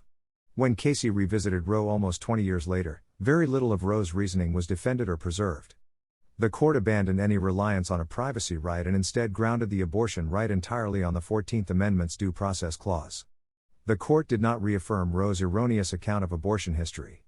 In fact, none of the justices in the majority said anything about the history of the abortion right. And as for precedent, the court relied on essentially the same body of cases that Roe had cited. Thus, with respect to the standard grounds for constitutional decision-making, text, history, and precedent, Casey did not attempt to bolster Roe's reasoning. The court also made no real effort to remedy one of the greatest weaknesses in Roe's analysis, its much criticized discussion of viability. The court retained what it called Roe's central holding that a state may not regulate pre-viability abortions for the purpose of protecting fetal life, but it provided no principled defense of the viability line. Instead, it merely rephrased what Roe had said, stating that viability marked the point at which the independent existence of a second life can in reason and fairness be the object of state protection that now overrides the rights of the woman. Why reason and fairness demanded that the line be drawn at viability the court did not explain. And the justices who authored the controlling opinion conspicuously failed to say that they agreed with the viability rule. Instead, they candidly acknowledged the reservations some of us may have in reaffirming that holding of Roe. The controlling opinion criticized and rejected Roe's trimester scheme, and substituted a new undue burden test, but the basis for this test was obscure. And as we will explain, the test is full of ambiguities and is difficult to apply. Casey, in short, either refused to reaffirm or rejected important aspects of Roe's analysis, failed to remedy glaring deficiencies in Roe's reasoning, endorsed what it termed Roe's central holding while suggesting that a majority might not have thought it was correct, provided no new support for the abortion right other than Roe's status as precedent, and imposed a new and problematic test with no firm grounding in constitutional text, history, or precedent. As discussed below, Casey also deployed a novel version of the doctrine of stare decisis. This new doctrine did not account for the profound wrongness of the decision in Roe, and placed great weight on an intangible form of reliance with little if any basis in prior case law. Stare decisis does not command the preservation of such a decision. Workability. Our precedents counsel that another important consideration in deciding whether a precedent should be overruled is whether the rule it imposes is workable, that is, whether it can be understood and applied in a consistent and predictable manner. Casey's undue burden test has scored poorly on the workability scale. Problems begin with the very concept of an undue burden. As Justice Scalia noted in his Casey partial dissent, determining whether a burden is due or undue is inherently standardless. The Casey plurality tried to put meaning into the undue burden test by setting out 3 subsidiary rules, but these rules created their own problems. The first rule is that a provision of law is invalid if its purpose or effect is to place a substantial obstacle in the path of a woman seeking an abortion before the fetus attains viability. But whether a particular obstacle qualifies as substantial is often open to reasonable debate. In the sense relevant here, substantial means of ample or considerable amount, quantity, or size. Huge burdens are plainly substantial, and trivial ones are not, but in between these extremes, there is a wide gray area. This ambiguity is a problem, and the second rule, which applies at all stages of a pregnancy, muddies things further. It states that measures designed to ensure that the woman's choice is informed are constitutional so long as they do not impose an undue burden on the right. To the extent that this rule applies to pre-viability abortions, it overlaps with the first rule and appears to impose a different standard. Consider a law that imposes an insubstantial obstacle but serves little purpose. As applied to a pre-viability abortion, would such a regulation be constitutional on the ground that it does not impose a substantial obstacle? Or would it be unconstitutional on the ground that it creates an undue burden because the burden it imposes, though slight, outweighs its negligible benefits? Casey does not say, and this ambiguity would lead to confusion down the line. The third rule complicates the picture even more. Under that rule, unnecessary health regulations that have the purpose or effect of presenting a substantial obstacle to a woman seeking an abortion impose an undue burden on the right. This rule contains no fewer than 3 vague terms. It includes the 2 already discussed, undue burden and substantial obstacle, even though they are inconsistent. And it adds a third ambiguous term when it refers to unnecessary health regulations. The term necessary has a range of meanings, from essential to merely useful. Casey did not explain the sense in which the term is used in this rule. In addition to these problems, one more applies to all 3 rules. They all call on courts to examine a law's effect on women, but a regulation may have a very different impact on different women for a variety of reasons, including their places of residence, financial resources, family situations, work and personal obligations, knowledge about fetal development and abortion, psychological and emotional disposition and condition, and the firmness of their desire to obtain abortions. In order to determine whether a regulation presents a substantial obstacle to women, a court needs to know which set of women it should have in mind and how many of the women in this set must find that an obstacle is substantial. Casey provided no clear answer to these questions. It said that a regulation is unconstitutional if it imposes a substantial obstacle in a large fraction of cases in which it is relevant, but there is obviously no clear line between a fraction that is large and one that is not. Nor is it clear what the court meant by cases in which a regulation is relevant. These ambiguities have caused confusion and disagreement. The difficulty of applying Casey's new rules surfaced in that very case.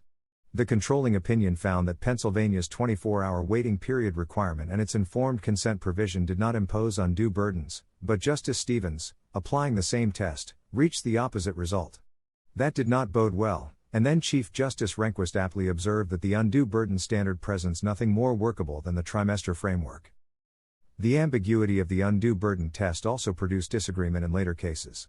In Whole Woman's Health, the court adopted the cost-benefit interpretation of the test, stating that the rule announced in Casey requires that courts consider the burdens a law imposes on abortion access together with the benefits those laws confer.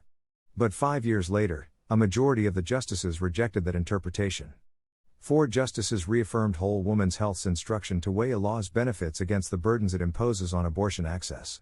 But the Chief Justice, who cast the deciding vote, argued that nothing about Casey suggested that a weighing of costs and benefits of an abortion regulation was a job for the courts.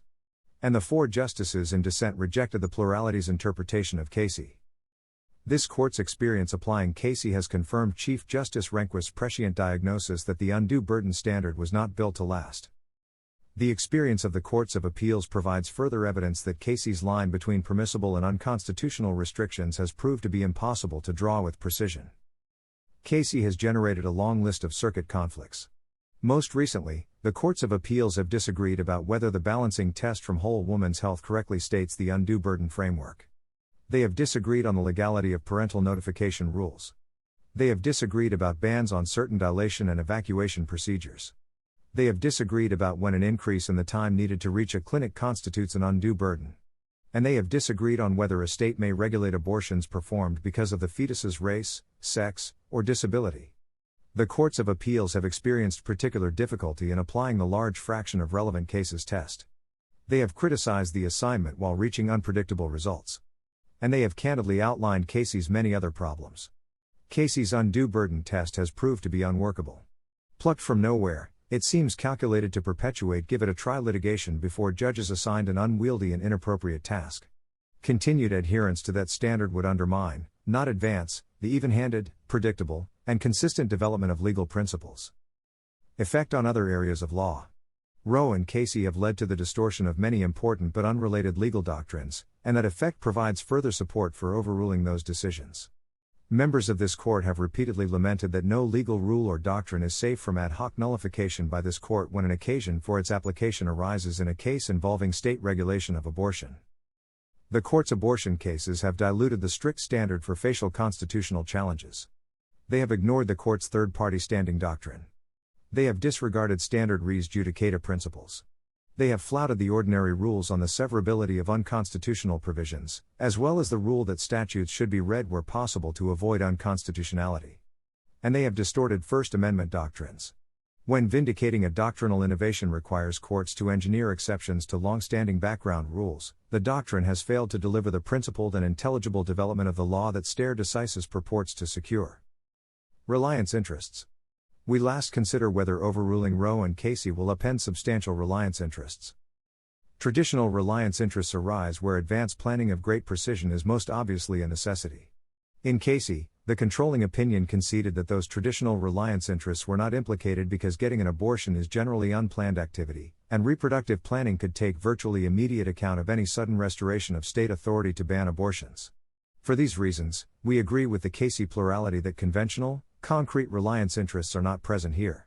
Unable to find reliance in the conventional sense, the controlling opinion in Casey perceived a more intangible form of reliance. It wrote that people had organized intimate relationships and made choices that define their views of themselves and their places in society, in reliance on the availability of abortion in the event that contraception should fail, and that the ability of women to participate equally in the economic and social life of the nation has been facilitated by their ability to control their reproductive lives. But this court is ill-equipped to assess generalized assertions about the national psyche. Casey's notion of reliance thus finds little support in our cases, which instead emphasize very concrete reliance interests, like those that develop in cases involving property and contract rights. When a concrete reliance interest is asserted, courts are equipped to evaluate the claim, but assessing the novel and intangible form of reliance endorsed by the Casey plurality is another matter. That form of reliance depends on an empirical question that is hard for anyone, and in particular, for a court, to assess, namely, the effect of the abortion right on society and in particular on the lives of women. The contending sides in this case make impassioned and conflicting arguments about the effects of the abortion right on the lives of women. The contending sides also make conflicting arguments about the status of the fetus. This court has neither the authority nor the expertise to adjudicate those disputes, and the Casey plurality speculations and weighing of the relative importance of the fetus and mother represent a departure from the original constitutional proposition that courts do not substitute their social and economic beliefs for the judgment of legislative bodies. Our decision returns the issue of abortion to those legislative bodies, and it allows women on both sides of the abortion issue to seek to affect the legislative process by influencing public opinion, lobbying legislators, voting, and running for office. Women are not without electoral or political power. It is noteworthy that the percentage of women who register to vote and cast ballots is consistently higher than the percentage of men who do so. In the last election in November 2020, women, who make up around 51.5% of the population of Mississippi, constituted 55.5% of the voters who cast ballots. Unable to show concrete reliance on Roe and Casey themselves, the Solicitor General suggests that overruling those decisions would threaten the court's precedents holding that the Due Process Clause protects other rights. That is not correct for reasons we have already discussed. As even the Casey plurality recognized, abortion is a unique act because it terminates life or potential life. And to ensure that our decision is not misunderstood or mischaracterized, we emphasize that our decision concerns the constitutional right to abortion and no other right. Nothing in this opinion should be understood to cast doubt on precedents that do not concern abortion. Having shown that traditional stare decisis factors do not weigh in favor of retaining Roe or Casey, we must address one final argument that featured prominently in the Casey plurality opinion. The argument was cast in different terms, but stated simply, it was essentially as follows. The American people's belief in the rule of law would be shaken if they lost respect for this court as an institution that decides important cases based on principle, not social and political pressures. There is a special danger that the public will perceive a decision as having been made for unprincipled reasons when the court overrules a controversial watershed decision, such as Roe. A decision overruling Roe would be perceived as having been made under fire and as a surrender to political pressure, and therefore the preservation of public approval of the court weighs heavily in favor of retaining Roe. This analysis starts out on the right foot but ultimately veers off course. The Casey plurality was certainly right that it is important for the public to perceive that our decisions are based on principle, and we should make every effort to achieve that objective by issuing opinions that carefully show how a proper understanding of the law leads to the results we reach. But we cannot exceed the scope of our authority under the Constitution, and we cannot allow our decisions to be affected by any extraneous influences such as concern about the public's reaction to our work. That is true both when we initially decide a constitutional issue and when we consider whether to overrule a prior decision. As Chief Justice Rehnquist explained, the judicial branch derives its legitimacy, not from following public opinion, but from deciding by its best lights whether legislative enactments of the popular branches of government comport with the Constitution. The doctrine of stare decisis is an adjunct of this duty, and should be no more subject to the vagaries of public opinion than is the basic judicial task. In suggesting otherwise, the Casey plurality went beyond this court's role in our constitutional system. The Casey plurality called the contending sides of a national controversy to end their national division, and claimed the authority to impose a permanent settlement of the issue of a constitutional abortion right simply by saying that the matter was closed. That unprecedented claim exceeded the power vested in us by the Constitution. As Alexander Hamilton famously put it, the Constitution gives the judiciary neither force nor will. Our sole authority is to exercise judgment, which is to say, the authority to judge what the law means and how it should apply to the case at hand. The court has no authority to decree that an erroneous precedent is permanently exempt from evaluation under traditional stare decisis principles. A precedent of this court is subject to the usual principles of stare decisis, under which adherence to precedent is the norm but not an inexorable command. If the rule were otherwise, erroneous decisions like Plessy and Lochner would still be the law. That is not how stare decisis operates. The Casey plurality also misjudged the practical limits of this court's influence. Roe certainly did not succeed in ending division on the issue of abortion. On the contrary, Roe inflamed a national issue that has remained bitterly divisive for the past half-century. And for the past 30 years, Casey has done the same. Neither decision has ended debate over the issue of a constitutional right to obtain an abortion. Indeed, in this case, 26 states expressly ask us to overrule Roe and Casey and to return the issue of abortion to the people and their elected representatives. This court's inability to end debate on the issue should not have been surprising. This court cannot bring about the permanent resolution of a rancorous national controversy simply by dictating a settlement and telling the people to move on. Whatever influence the court may have on public attitudes must stem from the strength of our opinions, not an attempt to exercise raw judicial power. We do not pretend to know how our political system or society will respond to today's decision overruling Roe and Casey. And even if we could foresee what will happen, we would have no authority to let that knowledge influence our decision. We can only do our job, which is to interpret the law, apply long-standing principles of stare decisis, and decide this case accordingly. We therefore hold that the Constitution does not confer a right to abortion. Roe and Casey must be overruled, and the authority to regulate abortion must be returned to the people and their elected representatives. The dissent argues that we have abandoned stare decisis, but we have done no such thing, and it is the dissent's understanding of stare decisis that breaks with tradition. The dissent's foundational contention is that the court should never, or perhaps almost never, overrule an egregiously wrong constitutional precedent unless the court can point to major legal or factual changes undermining the decision's original basis.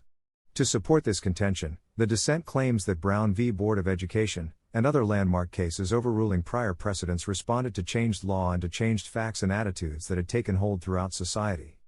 The unmistakable implication of this argument is that only the passage of time and new developments justified those decisions. Recognition that the cases they overruled were egregiously wrong on the day they were handed down was not enough. The court has never adopted this strange new version of stare decisis, and with good reason. Does the dissent really maintain that overruling Plessy was not justified until the country had experienced more than a half-century of state-sanctioned segregation and generations of black school children had suffered all its effects? Here is another example. On the dissent's view, it must have been wrong for West Virginia Board of Education v. Barnett to overrule Minersville School Dist. v. Gobitis, a bare 3 years after it was handed down. In both cases, children who were Jehovah's Witnesses refused on religious grounds to salute the flag or recite the Pledge of Allegiance. The Barnett court did not claim that its re-examination of the issue was prompted by any intervening legal or factual developments, so if the court had followed the dissent's new version of stare decisis, it would have been compelled to adhere to Gobitis and countenance continued First Amendment violations for some unspecified period. Precedents should be respected, but sometimes the court errs, and occasionally the court issues an important decision that is egregiously wrong. When that happens, stare decisis is not a straitjacket. And indeed, the dissent eventually admits that a decision could be overruled just because it is terribly wrong, though the dissent does not explain when that would be so. Even if the dissent were correct in arguing that an egregiously wrong decision should, almost, never be overruled unless its mistake is later highlighted by major legal or factual changes, re-examination of Roe and Casey would be amply justified. We have already mentioned a number of post-Casey developments, but the most profound change may be the failure of the Casey plurality's call for the contending sides in the controversy about abortion to end their national division. That has not happened, and there is no reason to think that another decision sticking with Roe would achieve what Casey could not. The dissent, however, is undeterred. It contends that the very controversy surrounding Roe and Casey is an important stare decisis consideration that requires upholding those precedents. The dissent characterizes Casey as a precedent about precedent that is permanently shielded from further evaluation under traditional stare decisis principles. But as we have explained, Casey broke new ground when it treated the national controversy provoked by Roe as a ground for refusing to reconsider that decision, and no subsequent case has relied on that factor. Our decision today simply applies long-standing stare decisis factors instead of applying a version of the doctrine that seems to apply only in abortion cases. Finally, the dissent suggests that our decision calls into question Griswold, Eisenstadt, Lawrence, and Obergefell. But we have stated unequivocally that nothing in this opinion should be understood to cast doubt on precedents that do not concern abortion. We have also explained why that is so. Rights regarding contraception and same-sex relationships are inherently different from the right to abortion because the latter, as we have stressed, uniquely involves what Roe and Casey termed potential life. Therefore, a right to abortion cannot be justified by a purported analogy to the rights recognized in those other cases or by appeals to a broader right to autonomy. It is hard to see how we could be clearer. Moreover, even putting aside that these cases are distinguishable, there is a further point that the dissent ignores. Each precedent is subject to its own stare decisis analysis, and the factors that our doctrine instructs us to consider, like reliance and workability, are different for these cases than for our abortion jurisprudence. We now turn to the concurrence in the judgment, which reproves us for deciding whether Roe and Casey should be retained or overruled. That opinion, which for convenience we will call simply the concurrence, recommends a more measured course, which it defends based on what it claims is a straightforward stare decisis analysis. The concurrence would leave for another day whether to reject any right to an abortion at all, and would hold only that if the Constitution protects any such right, the right ends once women have had a reasonable opportunity to obtain an abortion. The concurrence does not specify what period of time is sufficient to provide such an opportunity, but it would hold that 15 weeks, the period allowed under Mississippi's law, is enough, at least absent rare circumstances. There are serious problems with this approach, and it is revealing that nothing like it was recommended by either party. As we have recounted, both parties and the Solicitor General have urged us either to reaffirm or overrule Roe and Casey.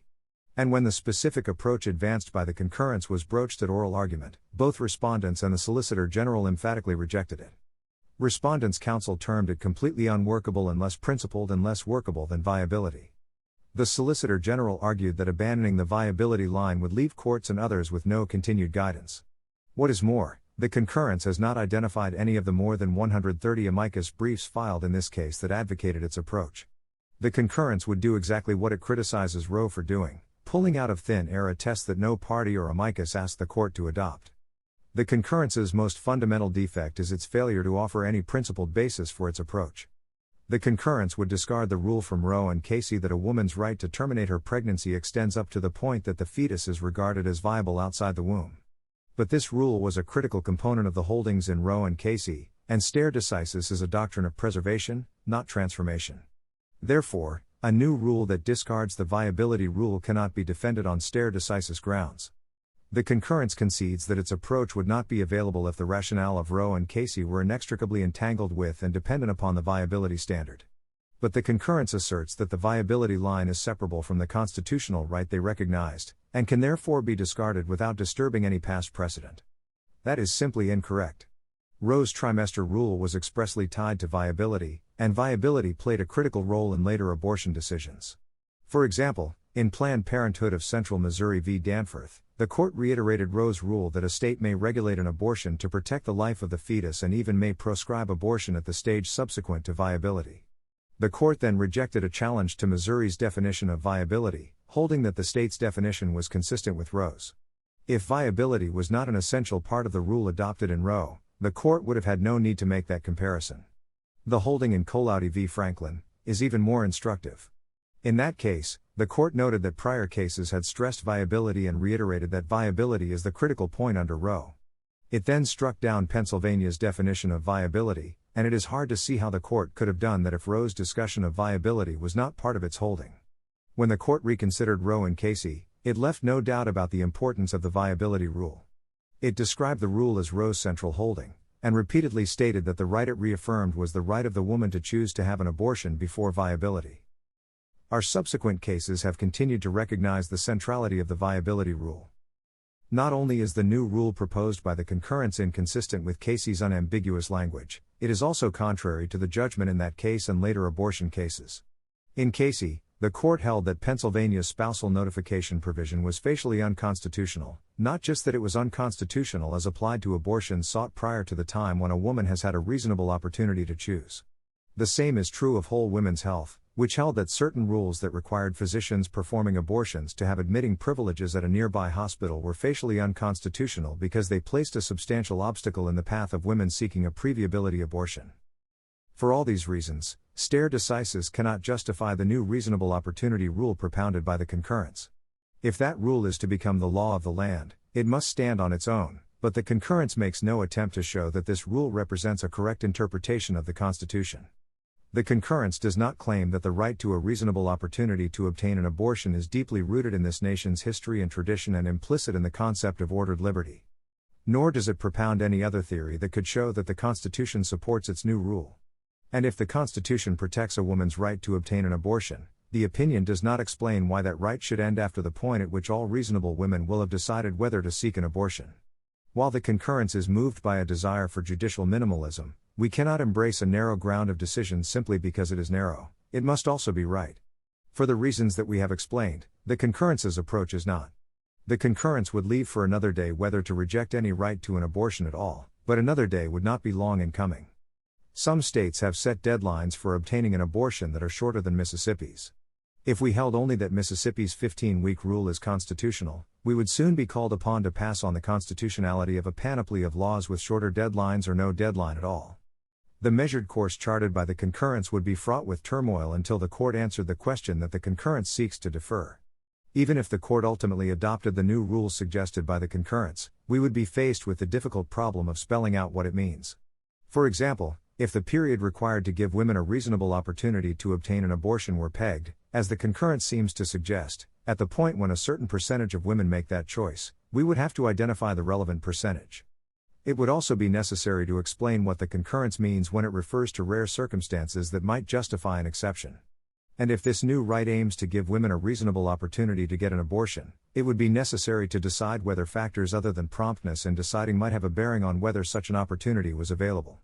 In sum, the concurrence's quest for a middle way would only put off the day when we would be forced to confront the question we now decide. The turmoil wrought by Roe and Casey would be prolonged. It is far better, for this court and the country, to face up to the real issue without further delay. We must now decide what standard will govern if state abortion regulations undergo constitutional challenge and whether the law before us satisfies the appropriate standard. Under our precedents, rational basis review is the appropriate standard for such challenges. As we have explained, procuring an abortion is not a fundamental constitutional right because such a right has no basis in the Constitution's text or in our nation's history. It follows that the states may regulate abortion for legitimate reasons, and when such regulations are challenged under the Constitution, courts cannot substitute their social and economic beliefs for the judgment of legislative bodies. That respect for a legislature's judgment applies even when the laws at issue concern matters of great social significance and moral substance. A law regulating abortion, like other health and welfare laws, is entitled to a strong presumption of validity. It must be sustained if there is a rational basis on which the legislature could have thought that it would serve legitimate state interests. These legitimate interests include respect for and preservation of prenatal life at all stages of development, the protection of maternal health and safety, the elimination of particularly gruesome or barbaric medical procedures, the preservation of the integrity of the medical profession, the mitigation of fetal pain, and the prevention of discrimination on the basis of race, sex, or disability. These legitimate interests justify Mississippi's Gestational Age Act. Except in a medical emergency or in the case of a severe fetal abnormality, the statute prohibits abortion if the probable gestational age of the unborn human being has been determined to be greater than 15 weeks. The Mississippi legislature's findings recount the stages of human prenatal development and assert the state's interest in protecting the life of the unborn. The legislature also found that abortions performed after 15 weeks typically use the dilation and evacuation procedure, and the legislature found the use of this procedure for non-therapeutic or elective reasons to be a barbaric practice, dangerous for the maternal patient, and demeaning to the medical profession. These legitimate interests provide a rational basis for the Gestational Age Act, and it follows that respondents' constitutional challenge must fail. We end this opinion where we began. Abortion presents a profound moral question. The Constitution does not prohibit the citizens of each state from regulating or prohibiting abortion. Roe and Casey arrogated that authority. We now overrule those decisions and return that authority to the people and their elected representatives. The judgment of the Fifth Circuit is reversed, and the case is remanded for further proceedings consistent with this opinion. It is so ordered. Chief Justice Roberts, concurring in the judgment. We granted certiorari to decide one question: whether all pre-viability prohibitions on elective abortions are unconstitutional. That question is directly implicated here. Mississippi's Gestational Age Act generally prohibits abortion after the 15th week of pregnancy, several weeks before a fetus is regarded as viable outside the womb.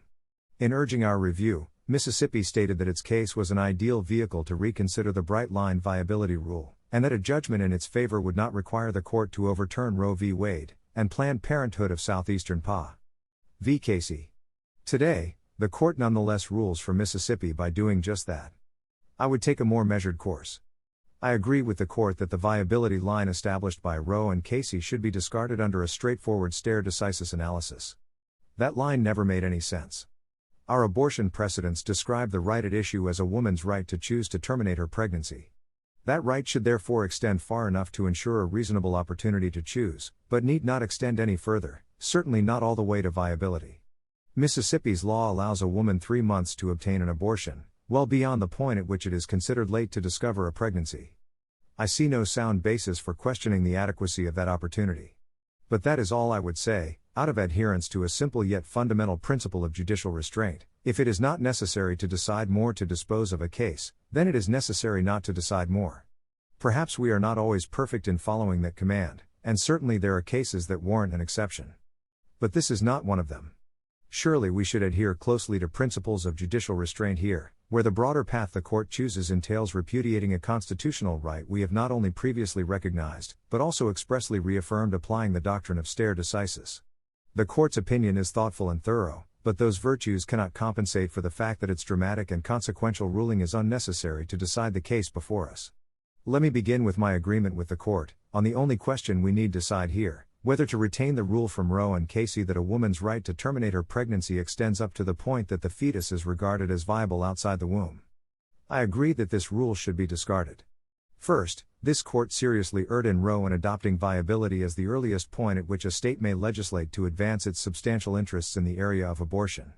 Roe set forth a rigid three-part framework anchored to viability, which more closely resembled a regulatory code than a body of constitutional law. That framework, moreover, came out of thin air. Neither the Texas statute challenged in Roe nor the Georgia statute at issue in its companion case, Doe v. Bolton, included any gestational age limit. No party or amicus asked the court to adopt a bright-line viability rule. And as for Casey, arguments for or against the viability rule played only a de minimis role in the party's briefing and in the oral argument. It is thus hardly surprising that neither Roe nor Casey made a persuasive or even colorable argument for why the time for terminating a pregnancy must extend to viability. The court's jurisprudence on this issue is a textbook illustration of the perils of deciding a question neither presented nor briefed. As has been often noted, Roe's defense of the line boiled down to the circular assertion that the state's interest is compelling only when an unborn child can live outside the womb, because that is when the unborn child can live outside the womb. 20 years later, the best defense of the viability line the Casey plurality could conjure up was workability. Although the plurality attempted to add more content by opining that it might be said that a woman who fails to act before viability has consented to the state's intervention on behalf of the developing child, that mere suggestion provides no basis for choosing viability as the critical tipping point. A similar implied consent argument could be made with respect to a law banning abortions after 15 weeks, well beyond the point at which nearly all women are aware that they are pregnant. The dissent, which would retain the viability line, offers no justification for it either. This court's jurisprudence since Casey, moreover, has eroded the underpinnings of the viability line, such as they were. The viability line is a relic of a time when we recognized only two state interests warranting regulation of abortion: maternal health and protection of potential life. That changed with Gonzales v. Carhart. There, we recognized a broader array of interests, such as drawing a bright line that clearly distinguishes abortion and infanticide, maintaining societal ethics, and preserving the integrity of the medical profession. The viability line has nothing to do with advancing such permissible goals. Consider, for example, statutes passed in a number of jurisdictions that forbid abortions after 20 weeks of pregnancy, premised on the theory that a fetus can feel pain at that stage of development. Assuming that prevention of fetal pain is a legitimate state interest after Gonzales, there seems to be no reason why viability would be relevant to the permissibility of such laws. The same is true of laws designed to protect the integrity and ethics of the medical profession and restrict procedures likely to coarsen society to the dignity of human life. Mississippi's law, for instance, was premised in part on the legislature's finding that the dilation and evacuation procedure is a barbaric practice, dangerous for the maternal patient, and demeaning to the medical profession. That procedure accounts for most abortions performed after the first trimester, 2 weeks before the period at issue in this case, and involves the use of surgical instruments to crush and tear the unborn child apart. Again, it would make little sense to focus on viability when evaluating a law based on these permissible goals. In short, the viability rule was created outside the ordinary course of litigation, is and always has been completely unreasoned, and fails to take account of state interests since recognized as legitimate. It is indeed telling that other countries almost uniformly eschew a viability line. Only a handful of countries, among them China and North Korea, permit elective abortions after 20 weeks, the rest have coalesced around a 12-week line. The court rightly rejects the arbitrary viability rule today. None of this, however, requires that we also take the dramatic step of altogether eliminating the abortion right first recognized in Roe. Mississippi itself previously argued as much to this court in this litigation. When the state petitioned for our review, its basic request was straightforward: clarify whether abortion prohibitions before viability are always unconstitutional. The state made a number of strong arguments that the answer is no, arguments that, as discussed, I find persuasive. And it went out of its way to make clear that it was not asking the court to repudiate entirely the right to choose whether to terminate a pregnancy. To be clear, the questions presented in this petition do not require the court to overturn Roe or Casey. Mississippi tempered that statement with an oblique one-sentence footnote intimating that, if the court could not reconcile Roe and Casey with current facts or other cases, it should not retain erroneous precedent. But the state never argued that we should grant review for that purpose. After we granted certiorari, however, Mississippi changed course. In its principal brief, the state bluntly announced that the court should overrule Roe and Casey. The Constitution does not protect a right to an abortion, it argued, and a state should be able to prohibit elective abortions if a rational basis supports doing so. The court now rewards that gambit, noting 3 times that the parties presented no half measures and argued that we must either reaffirm or overrule Roe and Casey. Given those 2 options, the majority picks the latter. This framing is not accurate. In its brief on the merits, Mississippi in fact argued at length that a decision simply rejecting the viability rule would result in a judgment in its favor. But even if the state had not argued as much, it would not matter.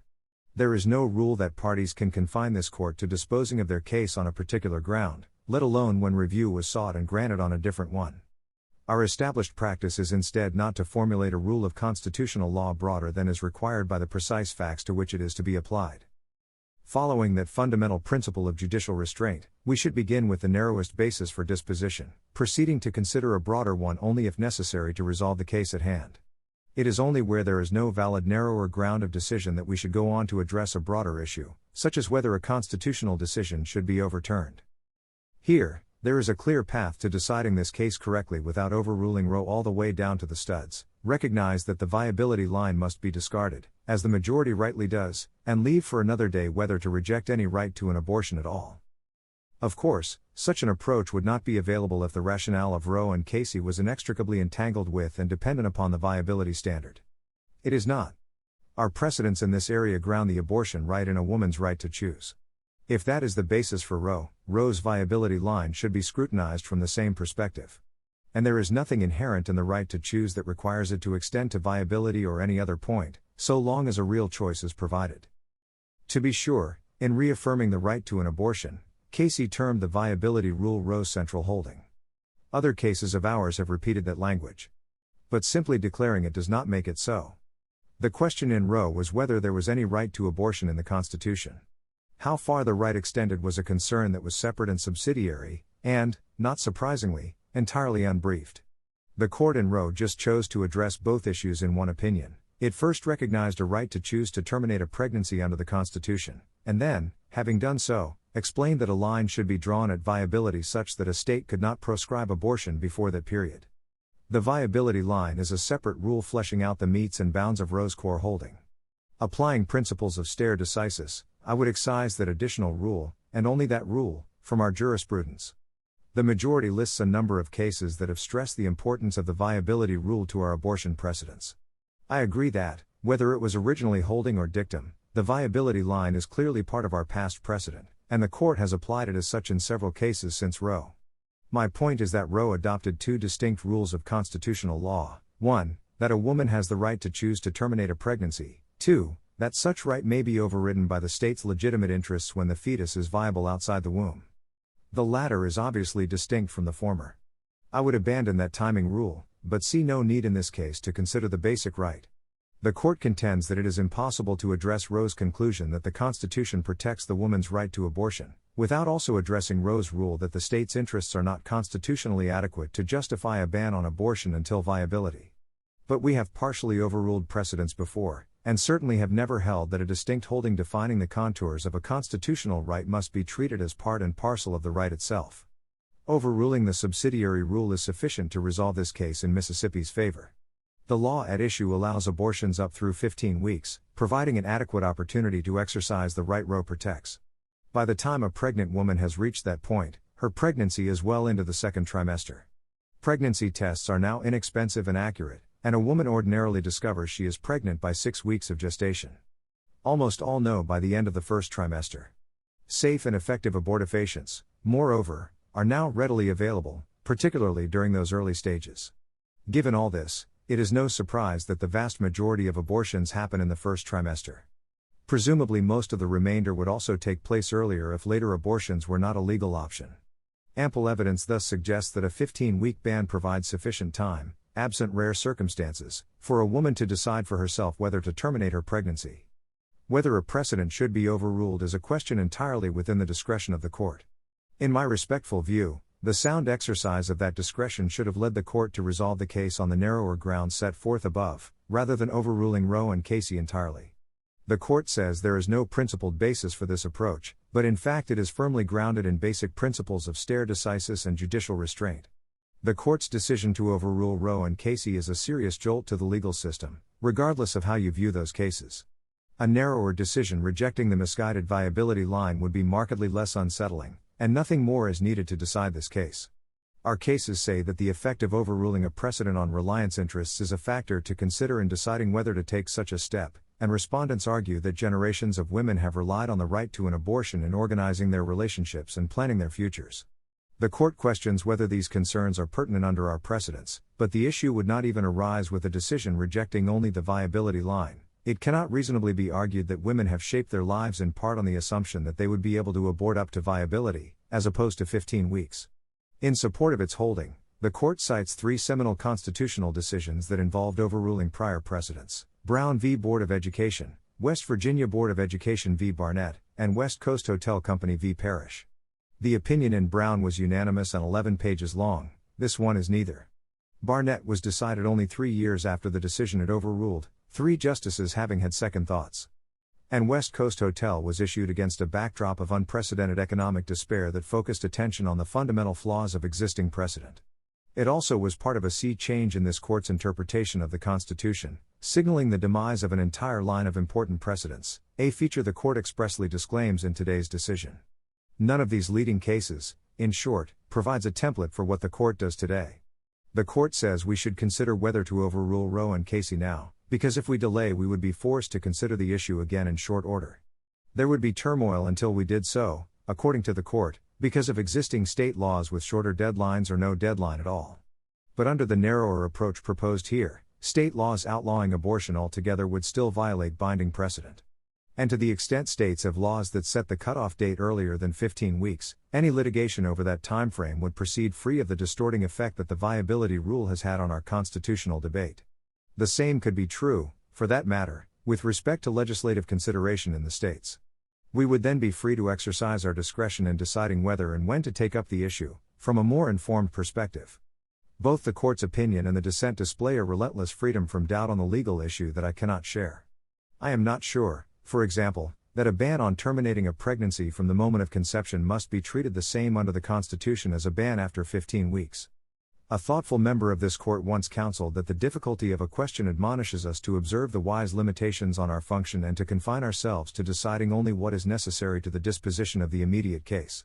I would decide the question we granted review to answer, whether the previously recognized abortion right bars all abortion restrictions prior to viability, such that a ban on abortions after 15 weeks of pregnancy is necessarily unlawful. The answer to that question is no, and there is no need to go further to decide this case. I therefore concur only in the judgment. Justice Kavanaugh, concurring. I write separately to explain my additional views about why Roe was wrongly decided, why Roe should be overruled at this time, and the future implications of today's decision. Abortion is a profoundly difficult and contentious issue because it presents an irreconcilable conflict between the interests of a pregnant woman who seeks an abortion and the interests in protecting fetal life. The interests on both sides of the abortion issue are extraordinarily weighty. On the one side, many pro-choice advocates forcefully argue that the ability to obtain an abortion is critically important for women's personal and professional lives, and for women's health. They contend that the widespread availability of abortion has been essential for women to advance in society and to achieve greater equality over the last 50 years. And they maintain that women must have the freedom to choose for themselves whether to have an abortion. On the other side, many pro-life advocates forcefully argue that a fetus is a human life. They contend that all human life should be protected as a matter of human dignity and fundamental morality. And they stress that a significant percentage of Americans with pro-life views are women. When it comes to abortion, one interest must prevail over the other at any given point in a pregnancy. Many Americans of good faith would prioritize the interests of the pregnant woman. Many other Americans of good faith instead would prioritize the interests in protecting fetal life, at least unless, for example, an abortion is necessary to save the life of the mother.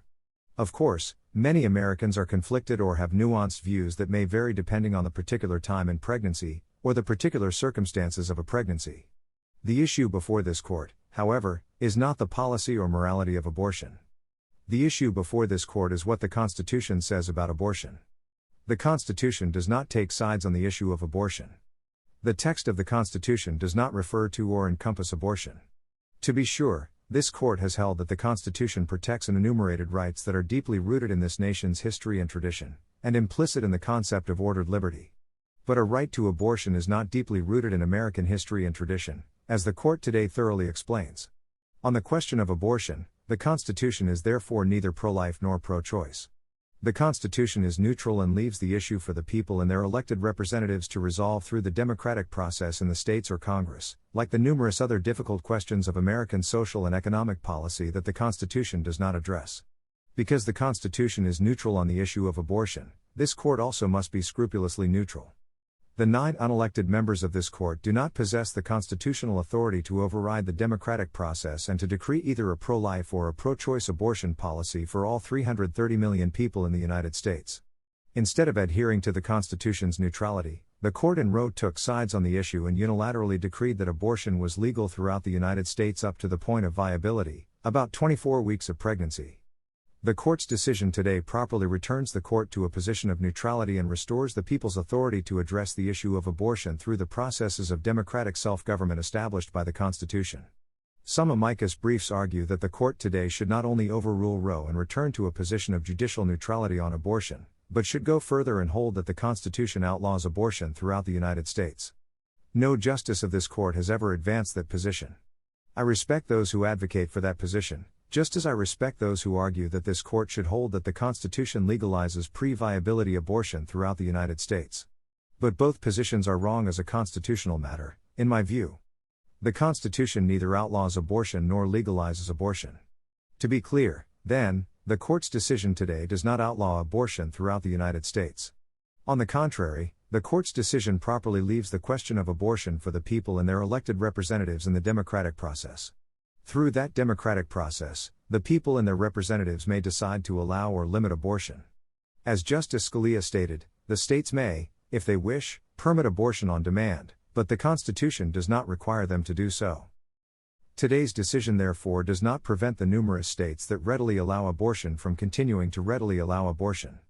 That includes, if they choose, the amici states supporting the plaintiff in this court: New York, California, Illinois, Maine, Massachusetts, Rhode Island, Vermont, Connecticut, New Jersey, Pennsylvania, Delaware, Maryland, Michigan, Wisconsin, Minnesota, New Mexico, Colorado, Nevada, Oregon, Washington, and Hawaii.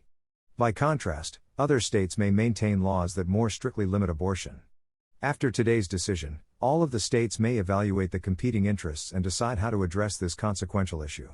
In arguing for a constitutional right to abortion that would override the people's choices in the democratic process, the plaintiff Jackson Women's Health Organization and its amici emphasized that the Constitution does not freeze the American people's rights as of 1791 or 1868. I fully agree. To begin, I agree that constitutional rights apply to situations that were unforeseen in 1791 or 1868, such as applying the First Amendment to the Internet or the Fourth Amendment to cars. Moreover, the Constitution authorizes the creation of new rights, state and federal, statutory and constitutional.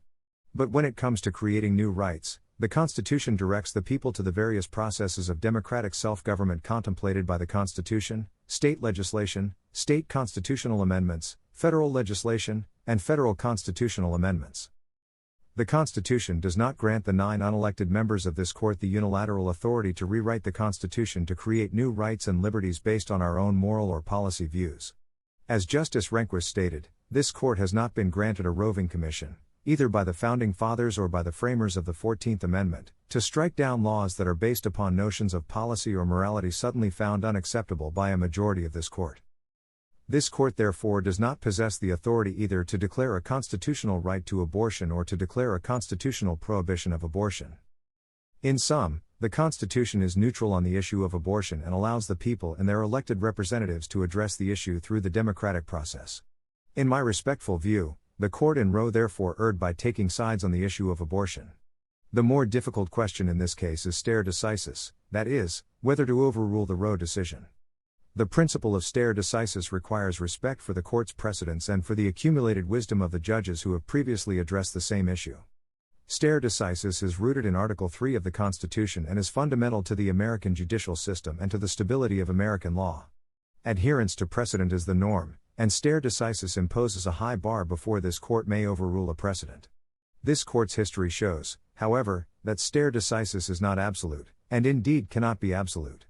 Otherwise, as the court today explains, many long since overruled cases such as Plessy v. Ferguson, Lochner v. New York, Minersville School Dist. v. Gobitis, and Bowers v. Hardwick, would never have been overruled and would still be the law. In his canonical Burnett opinion in 1932, Justice Brandeis stated that in cases involving the federal Constitution, where correction through legislative action is practically impossible, this court has often overruled its earlier decisions. That description of the court's practice remains accurate today. Every current member of this court has voted to overrule precedent. And over the last 100 years, beginning with Chief Justice Taft's appointment in 1921, every one of the 48 justices appointed to this court has voted to overrule precedent. Many of those justices have voted to overrule a substantial number of very significant and long-standing precedents. But that history alone does not answer the critical question: when precisely should the court overrule an erroneous constitutional precedent? The history of stare decisis in this court establishes that a constitutional precedent may be overruled only when 1. The prior decision is not just wrong, but is egregiously wrong, 2. The prior decision has caused significant negative jurisprudential or real-world consequences, and 3. Overruling the prior decision would not unduly upset legitimate reliance interests. Applying those factors, I agree with the court today that Roe should be overruled. The court in Roe erroneously assigned itself the authority to decide a critically important moral and policy issue that the Constitution does not grant this court the authority to decide. As Justice Byron White succinctly explained, Roe was an improvident and extravagant exercise of the power of judicial review because nothing in the language or history of the Constitution supports a constitutional right to abortion.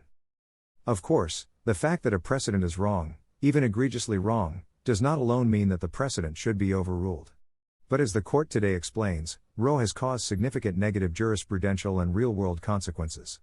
By taking sides on a difficult and contentious issue on which the Constitution is neutral, Roe overreached and exceeded this court's constitutional authority, gravely distorted the nation's understanding of this court's proper constitutional role, and caused significant harm to what Roe itself recognized as the state's important and legitimate interest in protecting fetal life. All of that explains why tens of millions of Americans, and the 26 states that explicitly asked the court to overrule Roe, do not accept Roe even 49 years later. Under the court's long-standing stare decisis principles, Roe should be overruled. But the stare decisis analysis here is somewhat more complicated because of Casey. In 1992, 19 years after Roe, Casey acknowledged the continuing dispute over Roe. The court sought to find common ground that would resolve the abortion debate and end the national controversy.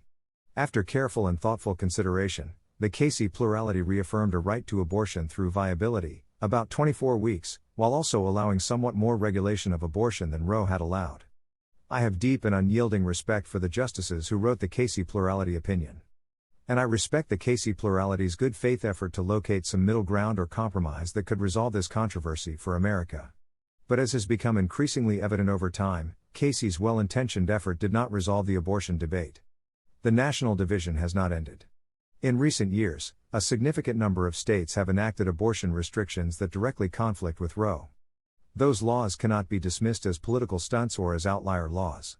Those numerous state laws collectively represent the sincere and deeply held views of tens of millions of Americans who continue to fervently believe that allowing abortions up to 24 weeks is far too radical and far too extreme, and does not sufficiently account for what Roe itself recognized as the state's important and legitimate interest in protecting fetal life.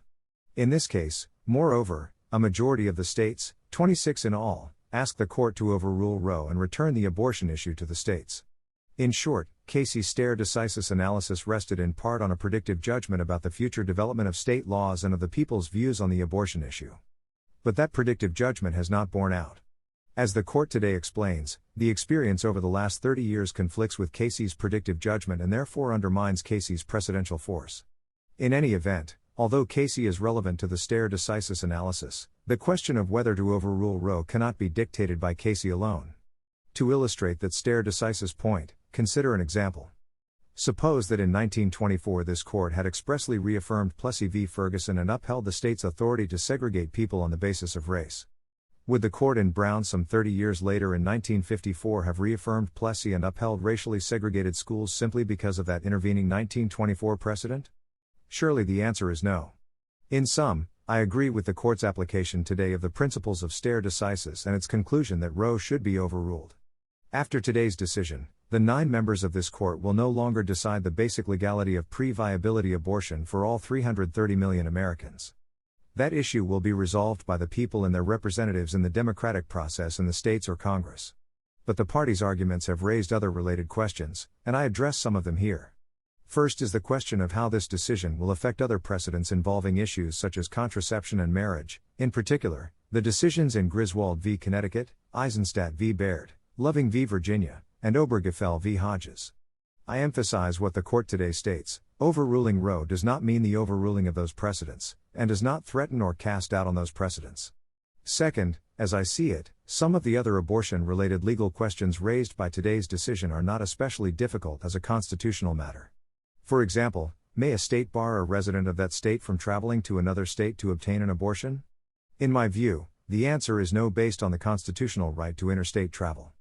May a state retroactively impose liability or punishment for an abortion that occurred before today's decision takes effect?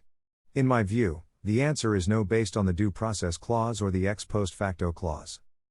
Other abortion-related legal questions may emerge in the future.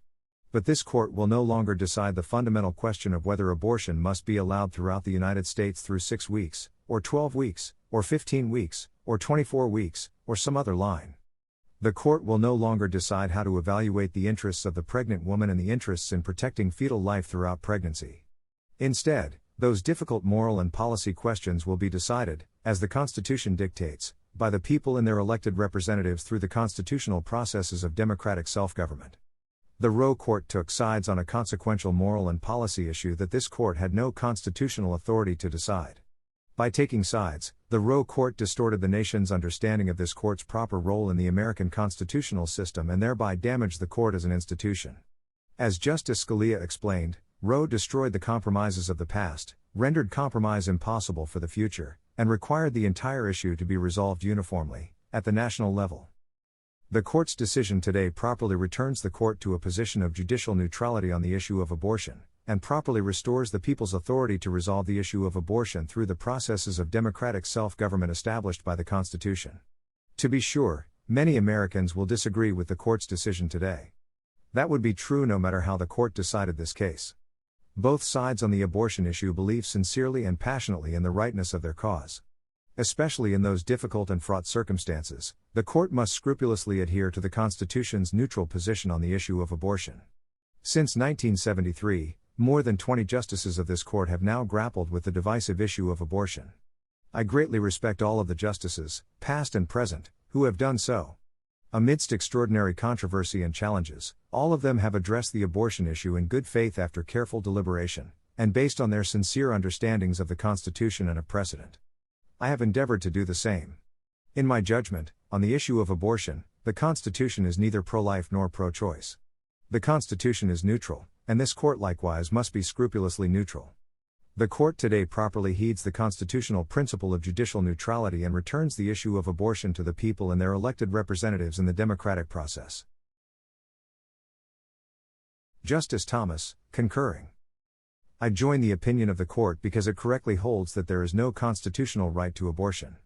Respondents invoke one source for that right: the 14th Amendment's guarantee that no state shall deprive any person of life, liberty, or property without due process of law.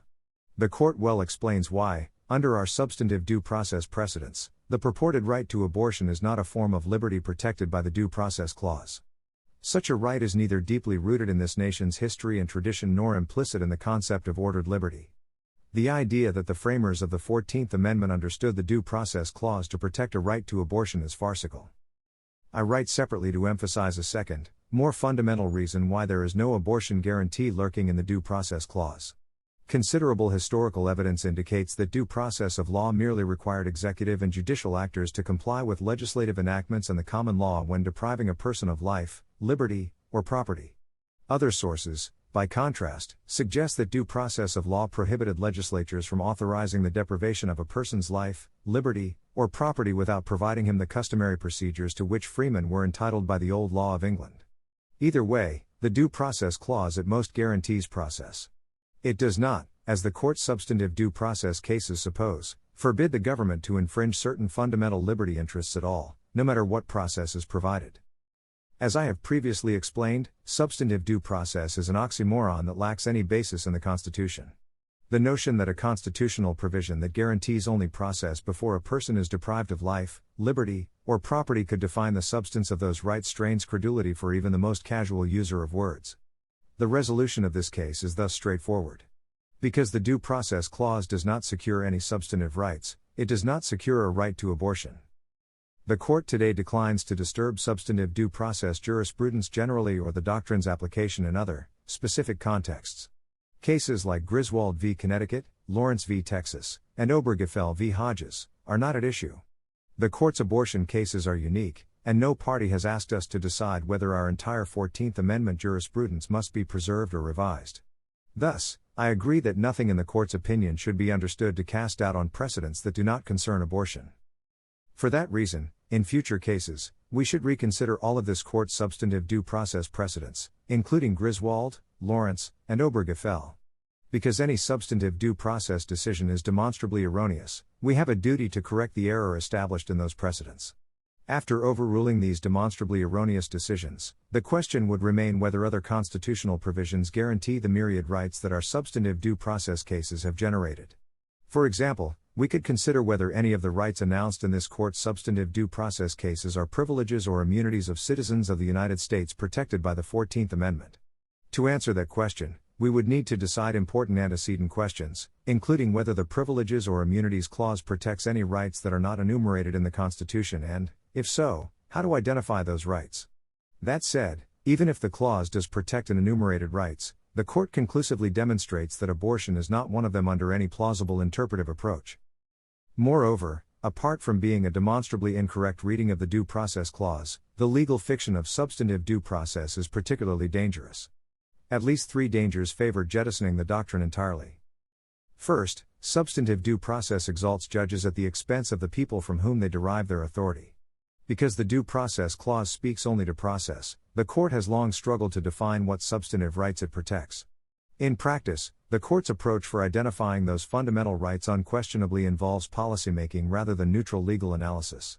The court defines new rights in line with its own extra-constitutional value preferences and nullifies state laws that do not align with the judicially created guarantees. Nowhere is this exaltation of judicial policymaking clearer than this court's abortion jurisprudence. In Roe v. Wade, the court defined a right to abortion because it felt that the 14th Amendment's concept of personal liberty included a right of privacy that is broad enough to encompass a woman's decision whether or not to terminate her pregnancy. In Planned Parenthood of Southeastern Pa. v. Casey, the court likewise identified an abortion guarantee in the liberty protected by the 14th Amendment, but, rather than a right of privacy, it invoked an ethereal right to define one's own concept of existence, of meaning, of the universe, and of the mystery of human life. As the court's preferred manifestation of liberty changed, so, too, did the test used to protect it, as Roe's author lamented. Now, in this case, the nature of the purported liberty supporting the abortion right has shifted yet again. Respondents and the United States propose no fewer than 3 different interests that supposedly spring from the Due Process Clause. They include bodily integrity, personal autonomy in matters of family, medical care, and faith, and women's equal citizenship. That 50 years have passed since Roe and abortion advocates still cannot coherently articulate the right, or rights, at stake proves the obvious. The right to abortion is ultimately a policy goal in desperate search of a constitutional justification. Second, substantive due process distorts other areas of constitutional law.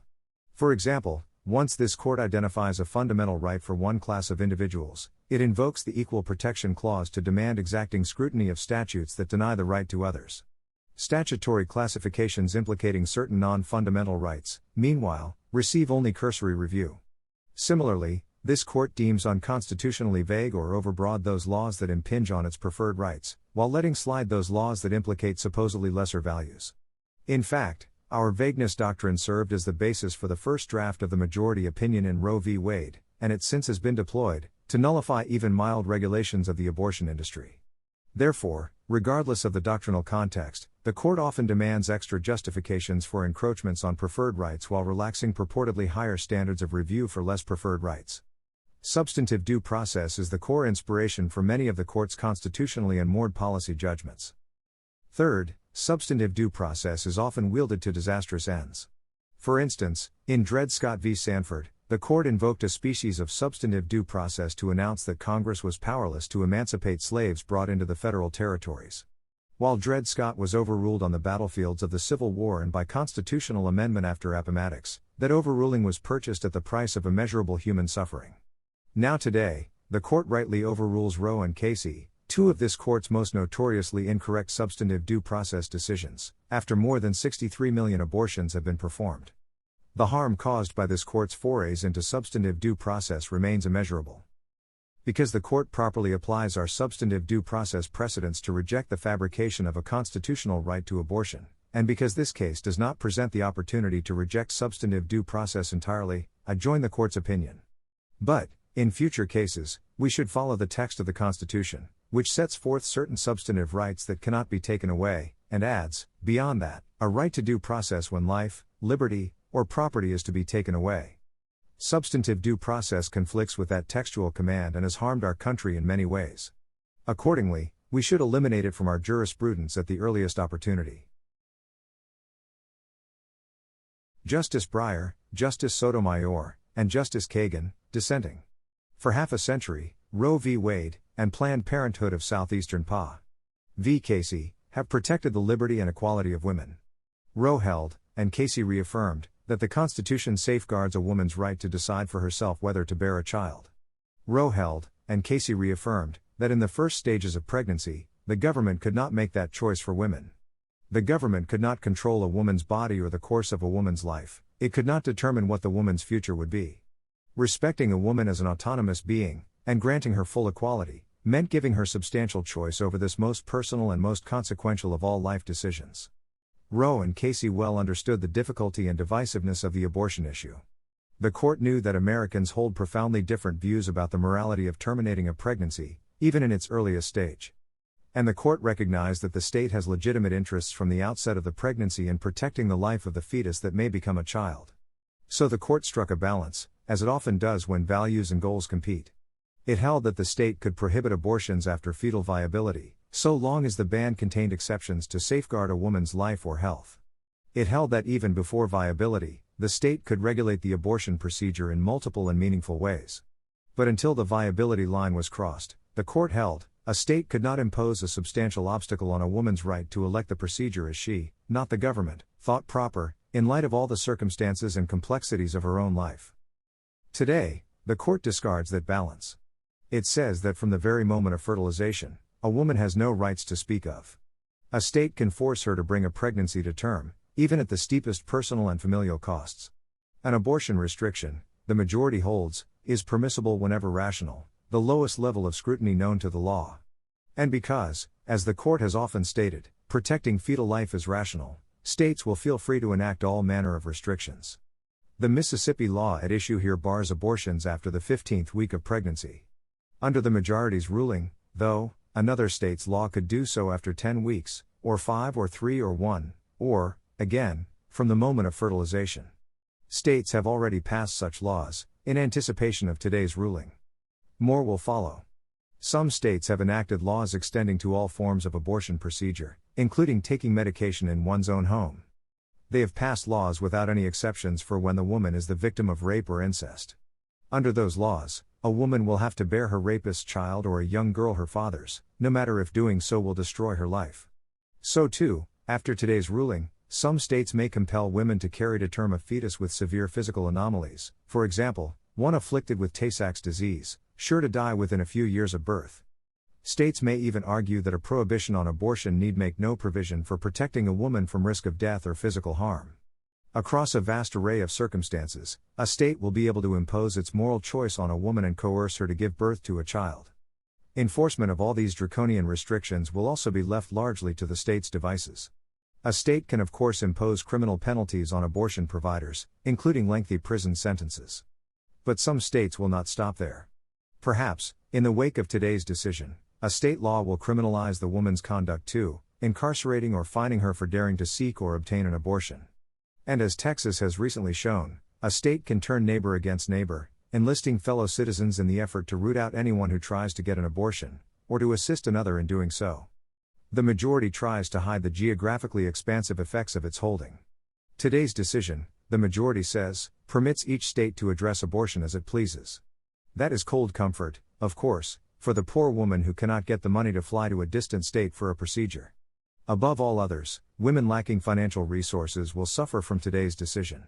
In any event, interstate restrictions will also soon be in the offing. After this decision, some states may block women from traveling out of state to obtain abortions, or even from receiving abortion medications from out of state. Some may criminalize efforts, including the provision of information or funding, to help women gain access to other states' abortion services. Most threatening of all, no language in today's decision stops the federal government from prohibiting abortions nationwide, once again from the moment of conception and without exceptions for rape or incest. If that happens, the views of an individual state's citizens will not matter. The challenge for a woman will be to finance a trip not to New York or California but to Toronto.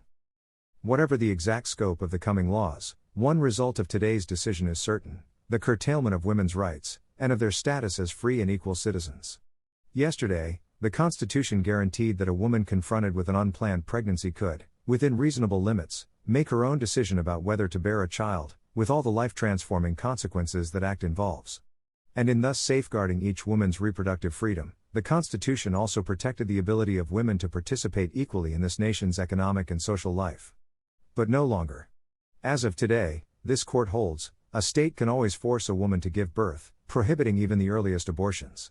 A state can thus transform what, when freely undertaken, is a wonder into what, when forced, may be a nightmare.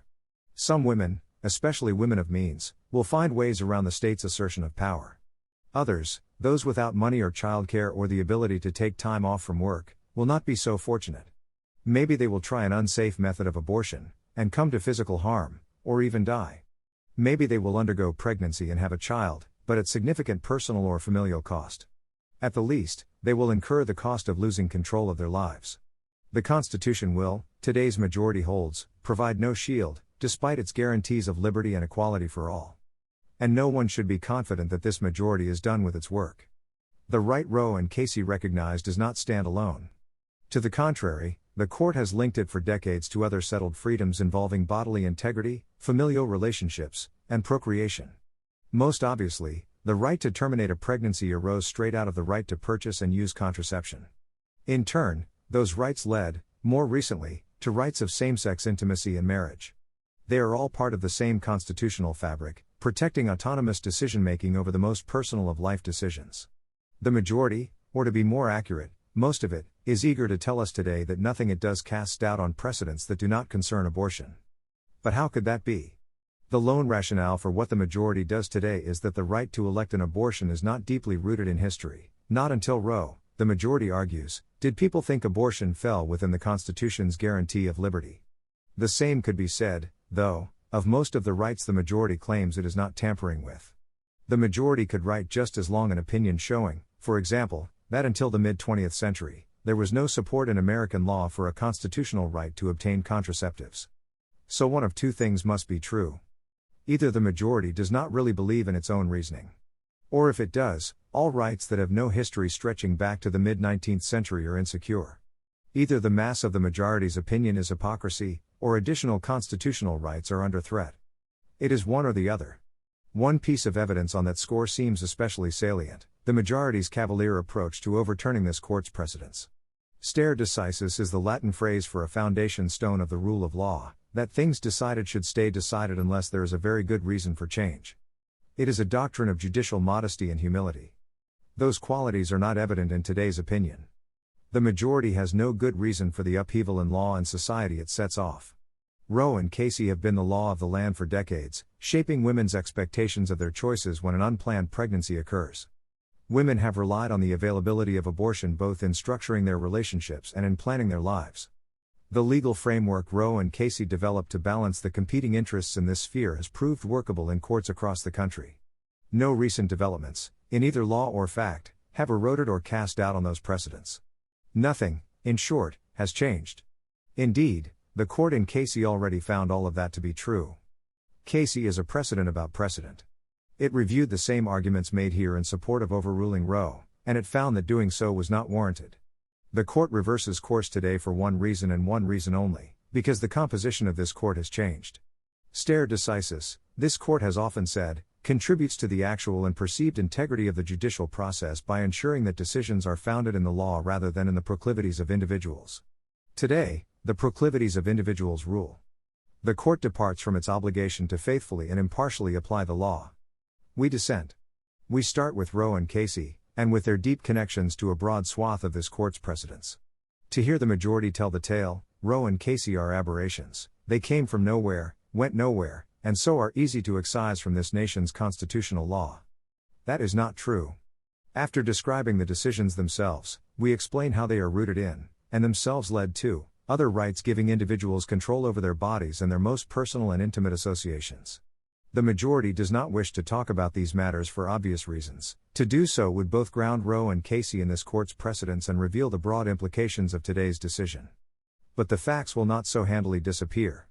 Roe and Casey were from the beginning, and are even more now, embedded in core constitutional concepts of individual freedom, and of the equal rights of citizens to decide on the shape of their lives. Those legal concepts, one might even say, have gone far toward defining what it means to be an American.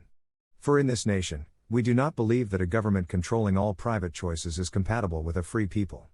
So we do not, as the majority insists today, place everything within the reach of majorities and government officials. We believe in a constitution that puts some issues off limits to majority rule. Even in the face of public opposition, we uphold the right of individuals, yes, including women, to make their own choices and chart their own futures.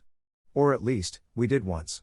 Some half-century ago, Roe struck down a state law making it a crime to perform an abortion unless its purpose was to save a woman's life. The Roe court knew it was treading on difficult and disputed ground. It understood that different people's experiences, values, and religious training and beliefs led to opposing views about abortion. But by a 7-2 vote, the court held that in the earlier stages of pregnancy, that contested and contestable choice must belong to a woman, in consultation with her family and doctor. The court explained that a long line of precedents, founded in the 14th Amendment's concept of personal liberty, protected individual decision-making related to marriage, procreation, contraception, family relationships, and child rearing and education. For the same reasons, the court held, the Constitution must protect a woman's decision whether or not to terminate her pregnancy. The court recognized the myriad ways bearing a child can alter the life and future of a woman and other members of her family. A state could not, by adopting one theory of life, override all rights of the pregnant woman. At the same time, though, the court recognized valid interests of the state in regulating the abortion decision. The court noted in particular important interests in protecting potential life, maintaining medical standards, and safeguarding the health of the woman. No absolutist account of the woman's right could wipe away those significant state claims. The court therefore struck a balance, turning on the stage of the pregnancy at which the abortion would occur. The court explained that early on, a woman's choice must prevail, but that at some point the state interests become dominant. It then set some guideposts. In the first trimester of pregnancy, the state could not interfere at all with the decision to terminate a pregnancy. At any time after that point, the state could regulate to protect the pregnant woman's health, such as by insisting that abortion providers and facilities meet safety requirements. And after the fetus's viability, the point when the fetus has the capability of meaningful life outside the mother's womb, the state could ban abortions, except when necessary to preserve the woman's life or health. In the 20 years between Roe and Casey, the court expressly reaffirmed Roe on 2 occasions, and applied it on many more. Recognizing that arguments against Roe continue to be made, we responded that the doctrine of stare decisis demands respect in a society governed by the rule of law. And we avowed that the vitality of constitutional principles cannot be allowed to yield simply because of disagreement with them. So the court, over and over, enforced the constitutional principles Roe had declared. Then, in Casey, the court considered the matter anew, and again upheld Roe's core precepts. Casey is in significant measure a precedent about the doctrine of precedent, until today, one of the court's most important. But we leave for later that aspect of the court's decision. The key thing now is the substantive aspect of the court's considered conclusion that the essential holding of Roe v. Wade should be retained and once again reaffirmed. Central to that conclusion was a full-throated restatement of a woman's right to choose. Like Roe, Casey grounded that right in the 14th Amendment's guarantee of liberty. That guarantee encompasses realms of conduct not specifically referenced in the Constitution. Marriage is mentioned nowhere in that document, yet the court was no doubt correct to protect the freedom to marry against state interference. And the guarantee of liberty encompasses conduct today that was not protected at the time of the 14th Amendment. It is settled now, the court said, though it was not always so, that the Constitution places limits on a state's right to interfere with a person's most basic decisions about family and parenthood, as well as bodily integrity. Especially important in this web of precedents protecting an individual's most personal choices were those guaranteeing the right to contraception. In those cases, the court had recognized the right of the individual to make the vastly consequential decision whether to bear a child. So too, Casey reasoned, the Liberty Clause protects the decision of a woman confronting an unplanned pregnancy. Her decision about abortion was central, in the same way, to her capacity to chart her life's course. In reaffirming the right Roe recognized, the court took full account of the diversity of views on abortion, and the importance of various competing state interests. Some Americans, the court stated, deem abortion nothing short of an act of violence against innocent human life. And each state has an interest in the protection of potential life as Roe itself had recognized. On the one hand, that interest was not conclusive. The state could not resolve the moral and spiritual questions raised by abortion in such a definitive way that a woman lacks all choice in the matter. It could not force her to bear the pain and physical constraints of carrying a child to full term when she would have chosen an early abortion. But on the other hand, the state had, as Roe had held, an exceptionally significant interest in disallowing abortions in the later phase of a pregnancy. And it had an ever-present interest in ensuring that the woman's choice is informed and in presenting the case for choosing childbirth over abortion. So Casey again struck a balance, differing from Roe's in only incremental ways. It retained Roe's central holding that the state could bar abortion only after viability. The viability line, Casey thought, was more workable than any other in marking the place where the woman's liberty interest gave way to a state's efforts to preserve potential life. At that point, a second life was capable of independent existence. If the woman even by then had not acted, she lacked adequate grounds to object to the state's intervention on the developing child's behalf. At the same time, Casey decided, based on 2 decades of experience, that the Roe framework did not give states sufficient ability to regulate abortion prior to viability. In that period, Casey now made clear, the state could regulate not only to protect the woman's health but also to promote prenatal life. In particular, the state could ensure informed choice and could try to promote childbirth. But the state still could not place an undue burden or substantial obstacle in the path of a woman seeking an abortion. Prior to viability, the woman, consistent with the constitutional meaning of liberty, must retain the ultimate control over her destiny and her body. We make one initial point about this analysis in light of the majority's insistence that Roe and Casey, and we in defending them, are dismissive of a state's interest in protecting prenatal life. Nothing could get those decisions more wrong. As just described, Roe and Casey invoked powerful state interests in that protection, operative at every stage of the pregnancy and overriding the woman's liberty after viability. The strength of those state interests is exactly why the court allowed greater restrictions on the abortion right than on other rights deriving from the 14th Amendment. But what Roe and Casey also recognized, which today's majority does not, is that a woman's freedom and equality are likewise involved. That fact, the presence of countervailing interests, is what made the abortion question hard, and what necessitated balancing.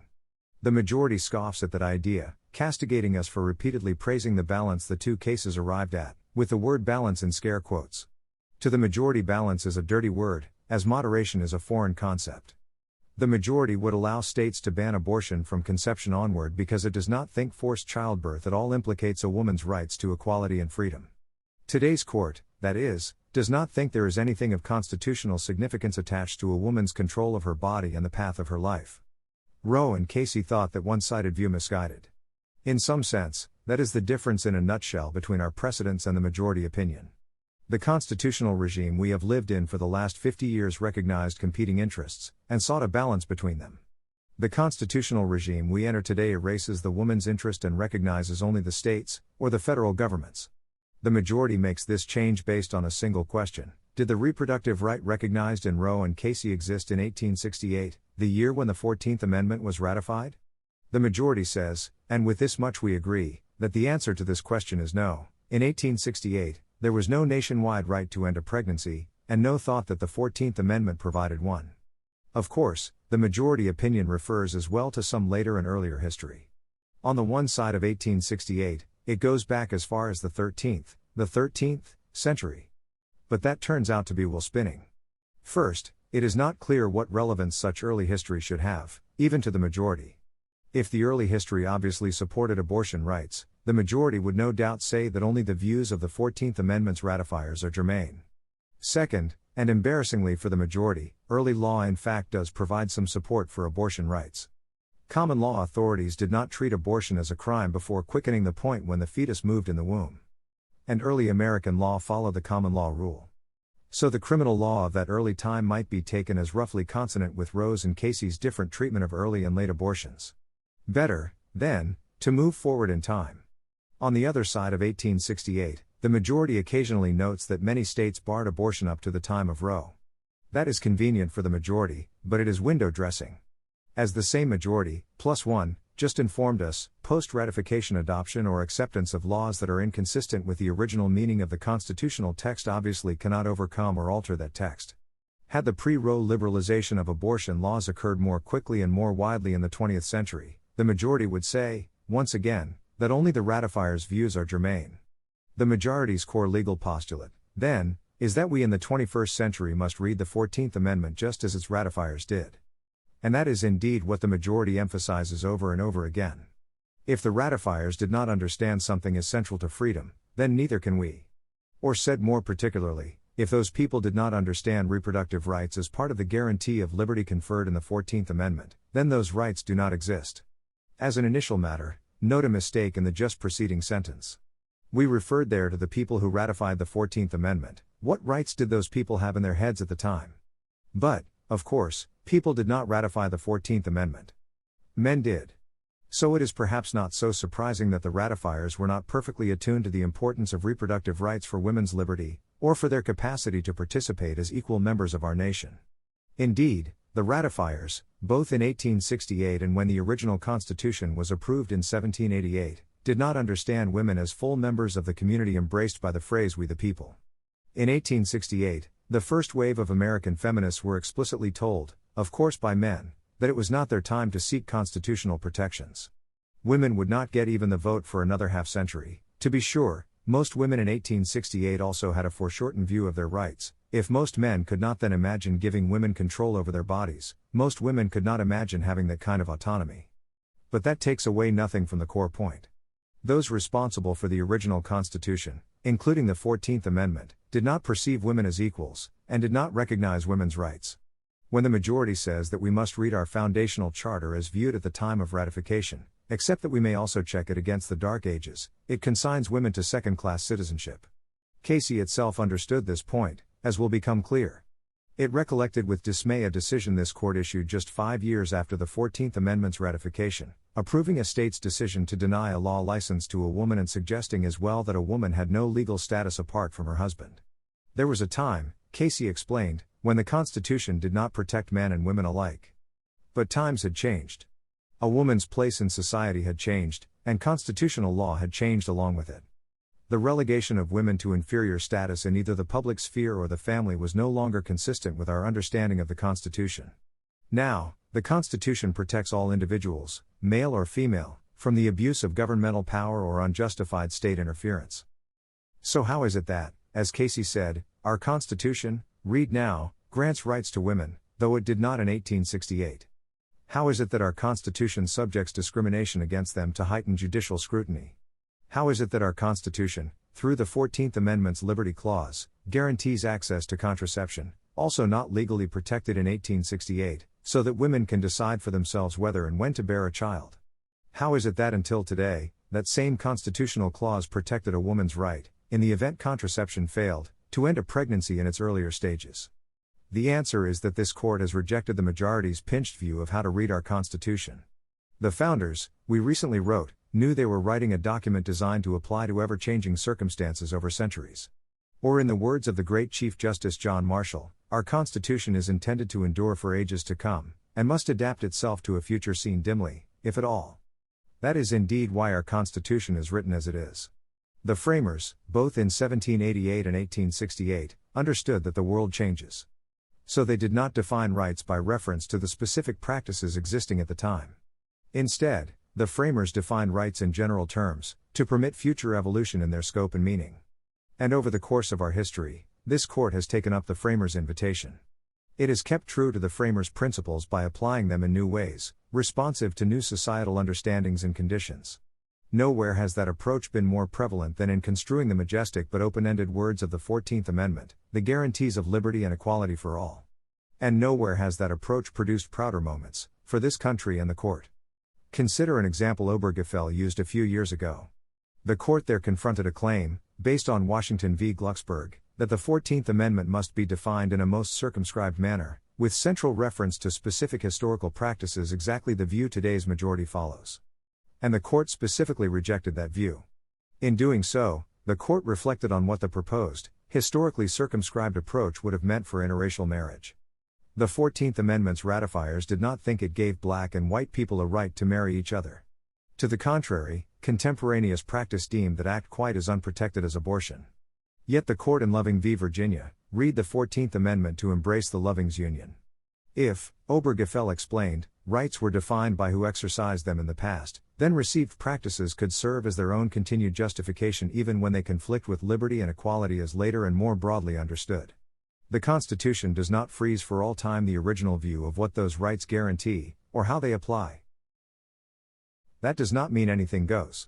The majority wishes people to think there are but two alternatives: 1, accept the original applications of the 14th Amendment and no others, or 2, surrender to judges' own ardent views, ungrounded in law, about the liberty that Americans should enjoy.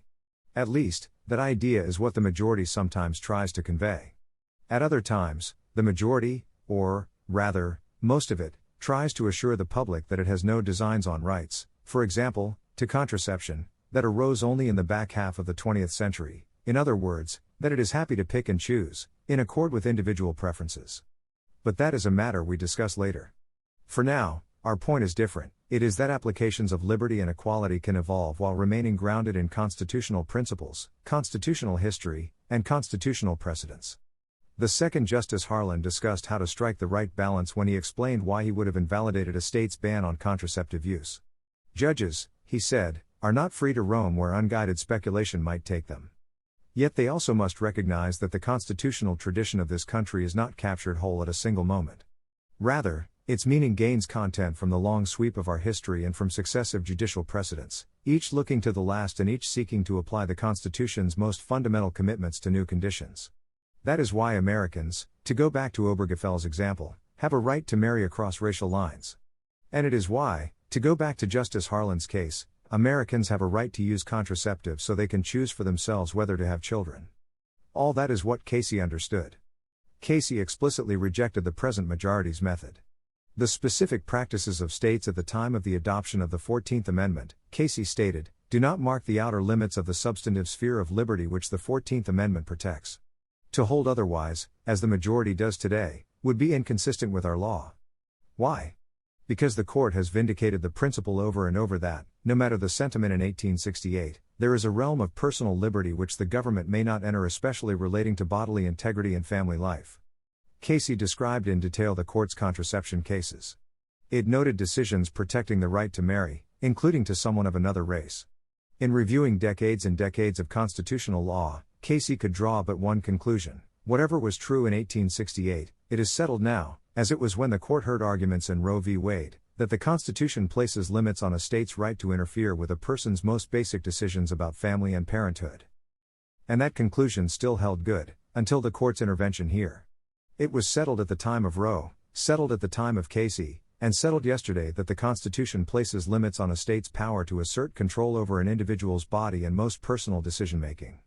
A multitude of decisions supporting that principle led to Roe's recognition and Casey's reaffirmation of the right to choose, and Roe and Casey in turn supported additional protections for intimate and familial relations. The majority has embarrassingly little to say about those precedents.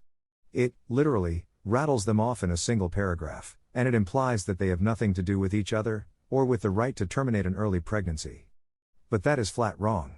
The court's precedents about bodily autonomy, sexual and familial relations, and procreation are all interwoven, all part of the fabric of our constitutional law, and because that is so, of our lives. Especially women's lives, where they safeguard a right to self-determination.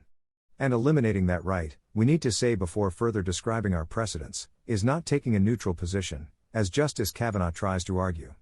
His idea is that neutrality lies in giving the abortion issue to the states, where some can go one way and some another. But would he say that the court is being scrupulously neutral if it allowed New York and California to ban all the guns they want? If the court allowed some states to use unanimous juries and others not? If the court told the states, decide for yourselves whether to put restrictions on church attendance? We could go on, and in fact we will. Suppose Justice Kavanaugh were to say, in line with the majority opinion, that the rights we just listed are more textually or historically grounded than the right to choose. What, then, of the right to contraception or same-sex marriage? Would it be scrupulously neutral for the court to eliminate those rights too? The point of all these examples is that when it comes to rights, the court does not act neutrally when it leaves everything up to the states. Rather, the court acts neutrally when it protects the right against all comers. And to apply that point to the case here, when the court decimates a right women have held for 50 years, the court is not being scrupulously neutral. It is instead taking sides, against women who wish to exercise the right, and for states, like Mississippi, that want to bar them from doing so. Justice Kavanaugh cannot obscure that point by appropriating the rhetoric of even-handedness. His position just is what it is, a brook no compromise refusal to recognize a woman's right to choose, from the first day of a pregnancy. And that position, as we will now show, cannot be squared with this court's long-standing view that women indeed have rights, whatever the state of the world in 1868, to make the most personal and consequential decisions about their bodies and their lives. Consider first, then, the line of this court's cases protecting bodily integrity. No right, in this court's time-honored view, is held more sacred, or is more carefully guarded, than the right of every individual to the possession and control of his own person. Or to put it more simply, everyone, including women, owns their own bodies. So the court has restricted the power of government to interfere with a person's medical decisions or compel her to undergo medical procedures or treatments. Casey recognized the doctrinal affinity between those precedents and Roe. And that doctrinal affinity is born of a factual likeness. There are few greater incursions on a body than forcing a woman to complete a pregnancy and give birth. For every woman, those experiences involve all manner of physical changes, medical treatments, including the possibility of a cesarean section, and medical risk. Just as one example, an American woman is 14 times more likely to die by carrying a pregnancy to term than by having an abortion. That women happily undergo those burdens and hazards of their own accord does not lessen how far a state impinges on a woman's body when it compels her to bring a pregnancy to term. And for some women, as Roe recognized, abortions are medically necessary to prevent harm.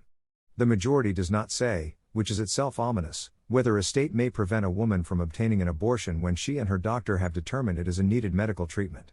So too, Roe and Casey fit neatly into a long line of decisions protecting from government intrusion a wealth of private choices about family matters, child rearing, intimate relationships, and procreation. Those cases safeguard particular choices about whom to marry, whom to have sex with, what family members to live with, how to raise children, and crucially, whether and when to have children. In varied cases, the court explained that those choices, the most intimate and personal a person can make, reflect fundamental aspects of personal identity, they define the very attributes of personhood. And they inevitably shape the nature and future course of a person's life, and often the lives of those closest to her. So, the court held, those choices belong to the individual, and not the government. That is the essence of what liberty requires. And liberty may require it, this court has repeatedly said, even when those living in 1868 would not have recognized the claim, because they would not have seen the person making it as a full-fledged member of the community. Throughout our history, the sphere of protected liberty has expanded, bringing in individuals formerly excluded. In that way, the constitutional values of liberty and equality go hand in hand, they do not inhabit the hermetically sealed containers the majority portrays. So before Roe and Casey, the court expanded in successive cases those who could claim the right to marry, though their relationships would have been outside the law's protection in the mid-19th century. And after Roe and Casey, of course, the court continued in that vein. With a critical stop to hold that the 14th Amendment protected same-sex intimacy, the court resolved that the amendment also conferred on same-sex couples the right to marry. In considering that question, the court held, history and tradition, especially as reflected in the course of our precedent, guide and discipline the inquiry. But the sentiments of 1868 alone do not and cannot rule the present. Casey similarly recognized the need to extend the constitutional sphere of liberty to a previously excluded group. The court then understood, as the majority today does not, that the men who ratified the 14th Amendment and wrote the state laws of the time did not view women as full and equal citizens. A woman then, Casey wrote, had no legal existence separate from her husband. Women were seen only as the center of home and family life, without full and independent legal status under the Constitution. But that could not be true any longer, the state could not now insist on the historically dominant vision of the woman's role. And equal citizenship, Casey realized, was inescapably connected to reproductive rights. The ability of women to participate equally in the life of the nation in all its economic, social, political, and legal aspects, has been facilitated by their ability to control their reproductive lives. Without the ability to decide whether and when to have children, women could not, in the way men took for granted, determine how they would live their lives, and how they would contribute to the society around them. For much that reason, Casey made clear that the precedents Roe most closely tracked were those involving contraception. Over the course of 3 cases, the court had held that a right to use and gain access to contraception was part of the 14th Amendment's guarantee of liberty. That clause, we explained, necessarily conferred a right to be free from unwarranted governmental intrusion into matters so fundamentally affecting a person as the decision whether to bear or beget a child. Casey saw Roe as of a piece. In critical respects the abortion decision is of the same character. Reasonable people, the court noted, could also oppose contraception, and indeed, they could believe that some forms of contraception similarly implicate a concern with potential life. Yet the views of others could not automatically prevail against a woman's right to control her own body and make her own choice about whether to bear, and probably to raise, a child. When an unplanned pregnancy is involved, because either contraception or abortion is outlawed, the liberty of the woman is at stake in a sense unique to the human condition. No state could undertake to resolve the moral questions raised in such a definitive way as to deprive a woman of all choice. Faced with all these connections between Roe/Casey and judicial decisions recognizing other constitutional rights, the majority tells everyone not to worry. It can, so it says, neatly extract the right to choose from the constitutional edifice without affecting any associated rights. Think of someone telling you that the Jenga tower simply will not collapse. Today's decision, the majority first says, does not undermine the decisions cited by Roe and Casey, the ones involving marriage, procreation, contraception, and family relationships, in any way. Note that this first assurance does not extend to rights recognized after Roe and Casey, and partly based on them, in particular, rights to same-sex intimacy and marriage. On its later tries, though, the majority includes those too, nothing in this opinion should be understood to cast doubt on precedents that do not concern abortion. That right is unique, the majority asserts, because abortion terminates life or potential life. So the majority depicts today's decision as a restricted railroad ticket, good for this day and train only. Should the audience for these too much repeated protestations be duly satisfied? We think not. The first problem with the majority's account comes from Justice Thomas's concurrence, which makes clear he is not with the program. In saying that nothing in today's opinion casts doubt on non-abortion precedents, Justice Thomas explains, he means only that they are not at issue in this very case. But he lets us know what he wants to do when they are. In future cases, he says, we should reconsider all of this court's substantive due process precedents, including Griswold, Lawrence, and Obergefell. And when we reconsider them, then we have a duty to overrule these demonstrably erroneous decisions. So at least one justice is planning to use the ticket of today's decision again and again and again. Even placing the concurrence to the side, the assurance in today's opinion still does not work. Or at least that is so if the majority is serious about its sole reason for overturning Roe and Casey, the legal status of abortion in the 19th century. Except in the places quoted above, the state interest in protecting fetal life plays no part in the majority's analysis. To the contrary, the majority takes pride in not expressing a view about the status of the fetus. The majority's departure from Roe and Casey rests instead, and only, on whether a woman's decision to end a pregnancy involves any 14th Amendment liberty interest, against which Roe and Casey balance the state interest in preserving fetal life. According to the majority, no liberty interest is present, because, and only because, the law offered no protection to the woman's choice in the 19th century. But here is the rub. The law also did not then, and would not for ages, protect a wealth of other things. It did not protect the rights recognized in Lawrence and Obergefell to same-sex intimacy and marriage. It did not protect the right recognized in Loving to marry across racial lines. It did not protect the right recognized in Griswold to contraceptive use. For that matter, it did not protect the right recognized in Skinner v. Oklahoma ex rel. Williamson, not to be sterilized without consent. So if the majority is right in its legal analysis, all those decisions were wrong, and all those matters properly belong to the states too, whatever the particular state interests involved. And if that is true, it is impossible to understand, as a matter of logic and principle, how the majority can say that its opinion today does not threaten, does not even undermine any number of other constitutional rights. Nor does it even help just to take the majority at its word. Assume the majority is sincere in saying, for whatever reason, that it will go so far and no further. Scout's honor. Still, the future significance of today's opinion will be decided in the future. And law often has a way of evolving without regard to original intentions, a way of actually following where logic leads, rather than tolerating hard-to-explain lines.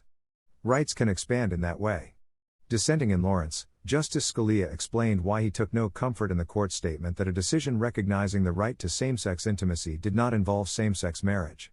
That could be true, he wrote, only if one entertains the belief that principle and logic have nothing to do with the decisions of this court. Score 1 for the dissent, as a matter of prophecy. And logic and principle are not one-way ratchets.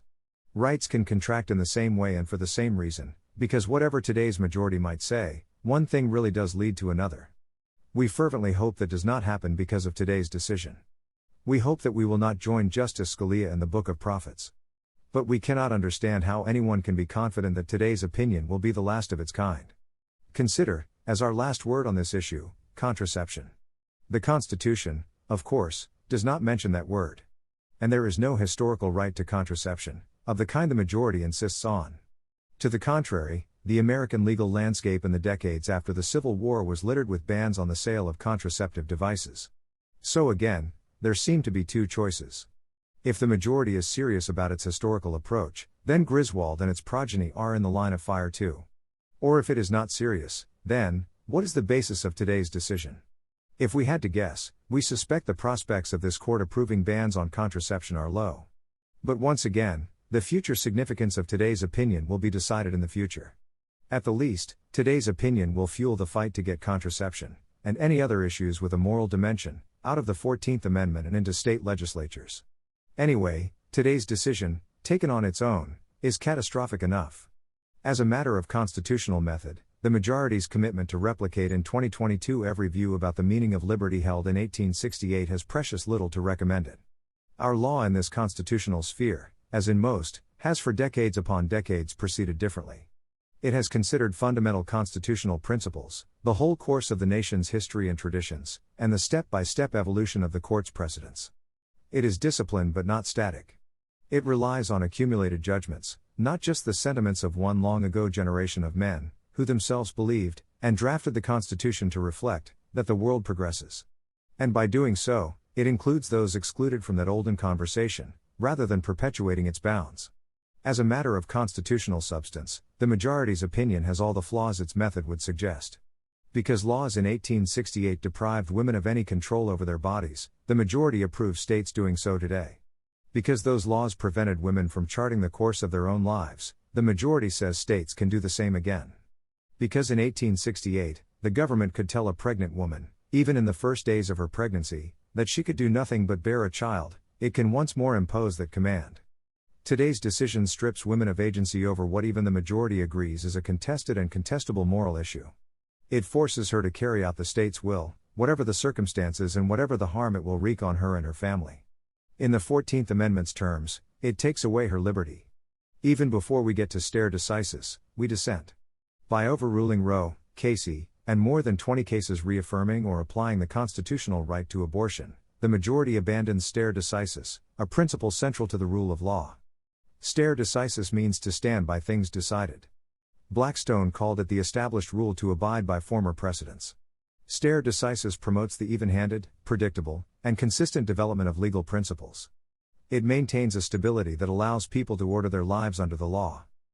Stare decisis also contributes to the integrity of our constitutional system of government by ensuring that decisions are founded in the law rather than in the proclivities of individuals. As Hamilton wrote, it avoids an arbitrary discretion in the courts. And as Blackstone said before him, it keeps the scale of justice even and steady, and not liable to waver with every new judge's opinion. The glory of our legal system is that it gives preference to precedent rather than jurists.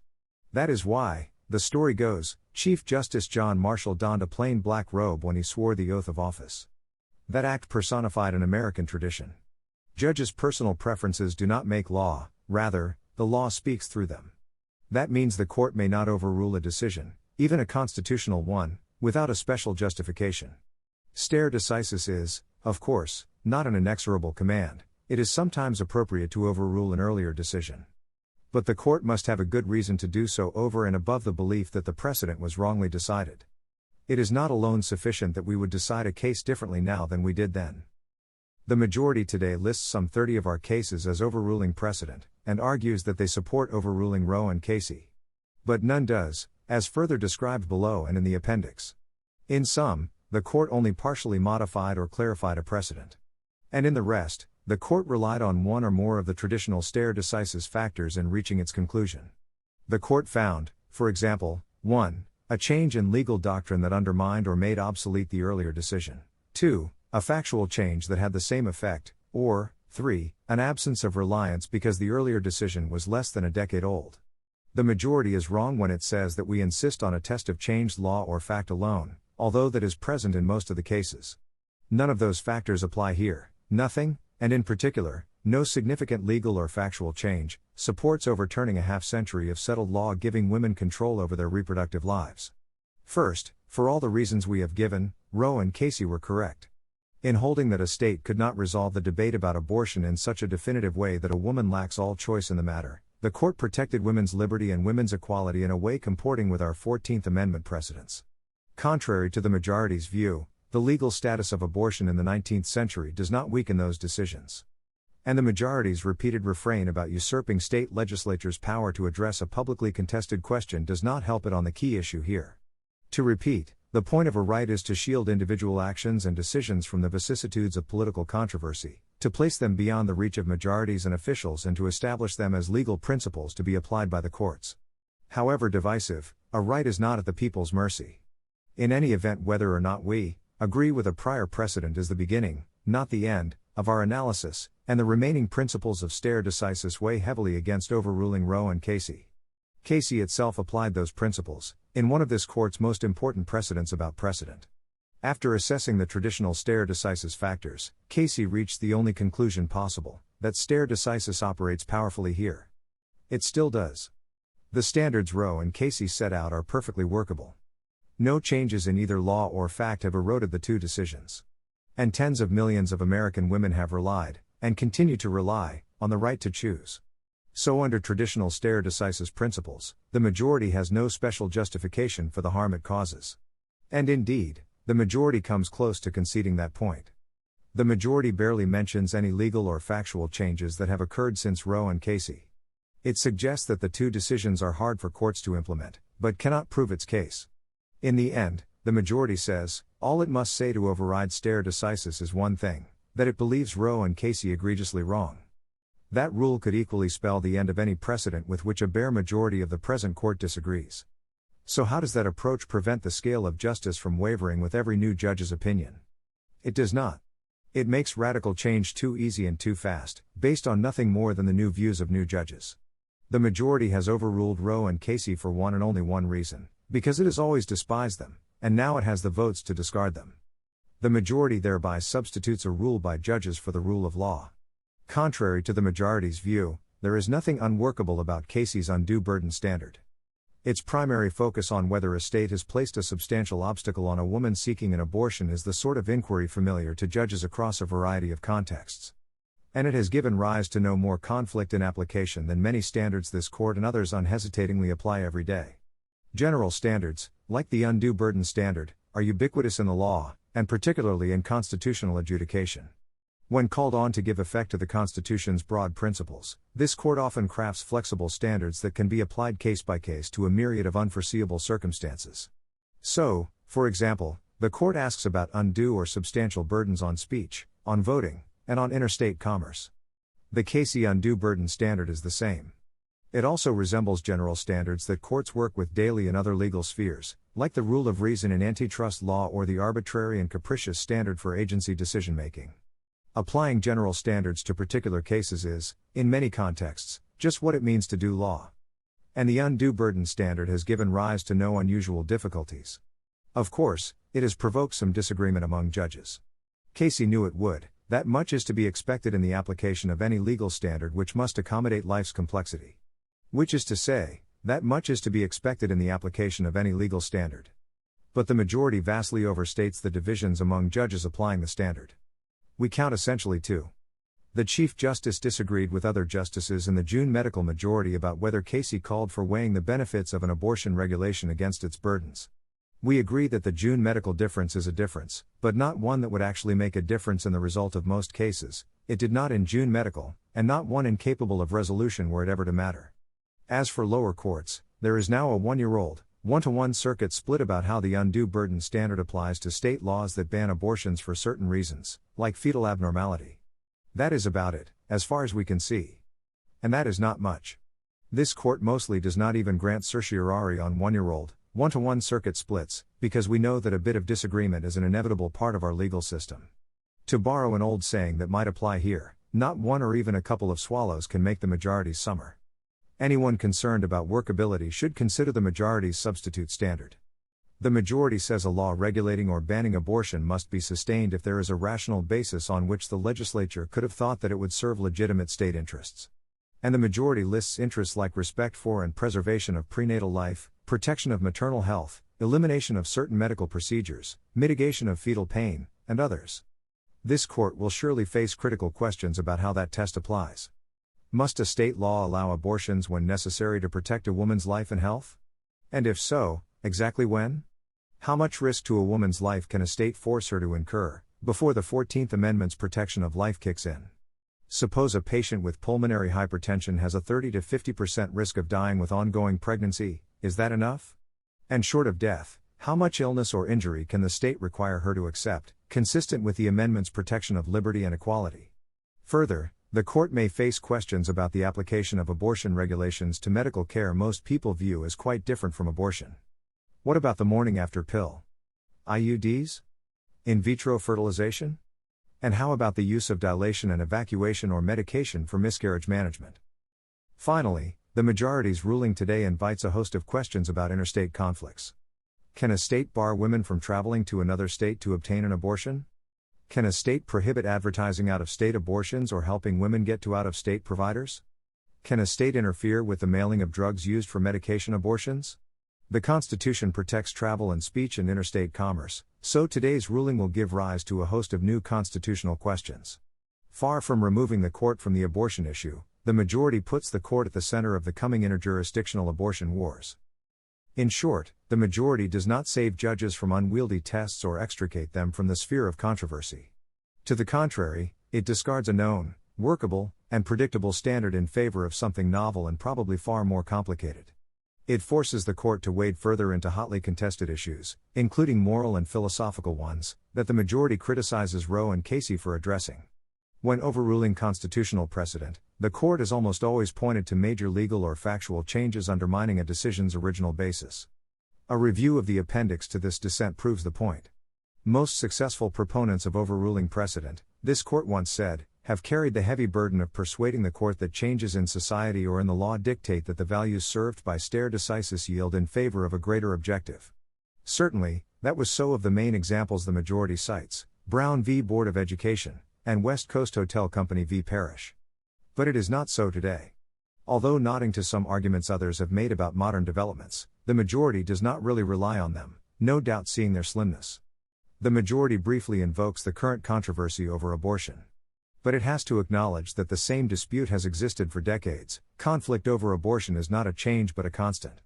And as we will later discuss, the presence of that continuing division provides more of a reason to stick with, than to jettison, existing precedent. In the end, the majority throws long-standing precedent to the winds without showing that anything significant has changed to justify its radical reshaping of the law. Subsequent legal developments have only reinforced Roe and Casey. The court has continued to embrace all the decisions Roe and Casey cited, decisions which recognize a constitutional right for an individual to make her own choices about intimate relationships, the family, and contraception. Roe and Casey have themselves formed the legal foundation for subsequent decisions protecting these profoundly personal choices. As discussed earlier, the court relied on Casey to hold that the 14th Amendment protects same-sex intimate relationships. The court later invoked the same set of precedents to accord constitutional recognition to same-sex marriage. In sum, Roe and Casey are inextricably interwoven with decades of precedent about the meaning of the 14th Amendment.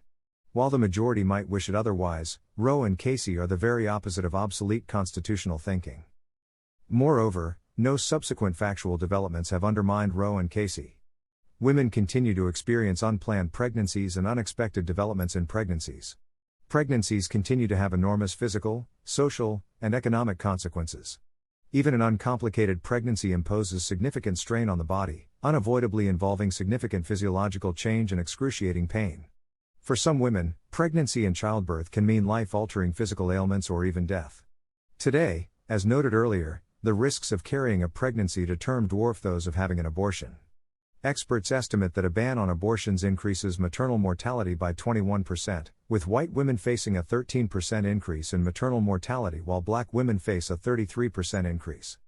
Pregnancy and childbirth may also impose large-scale financial costs. The majority briefly refers to arguments about changes in laws relating to healthcare coverage, pregnancy discrimination, and family leave. Many women, however, still do not have adequate healthcare coverage before and after pregnancy, and, even when insurance coverage is available, healthcare services may be far away. Women also continue to face pregnancy discrimination that interferes with their ability to earn a living. Paid family leave remains inaccessible to many who need it most. Only 20% of private sector workers have access to paid family leave, including a mere 8% of workers in the bottom quartile of wage earners. The majority briefly notes the growing prevalence of safe haven laws and demand for adoption, but, to the degree that these are changes at all, they too are irrelevant. Neither reduces the health risks or financial costs of going through pregnancy and childbirth. Moreover, the choice to give up parental rights after giving birth is altogether different from the choice not to carry a pregnancy to term. The reality is that few women denied an abortion will choose adoption. The vast majority will continue, just as in Roe and Casey's time, to shoulder the costs of childrearing. Whether or not they choose to parent, they will experience the profound loss of autonomy and dignity that coerced pregnancy and birth always impose. Mississippi's own record illustrates how little facts on the ground have changed since Roe and Casey, notwithstanding the majority's supposed modern developments. 62% of pregnancies in Mississippi are unplanned, yet Mississippi does not require insurance to cover contraceptives and prohibits educators from demonstrating proper contraceptive use. The state neither bans pregnancy discrimination nor requires provision of paid parental leave. It has strict eligibility requirements for Medicaid and nutrition assistance, leaving many women and families without basic medical care or enough food. Although 86% of pregnancy-related deaths in the state are due to postpartum complications, Mississippi rejected federal funding to provide a year's worth of Medicaid coverage to women after giving birth. Perhaps unsurprisingly, health outcomes in Mississippi are abysmal for both women and children.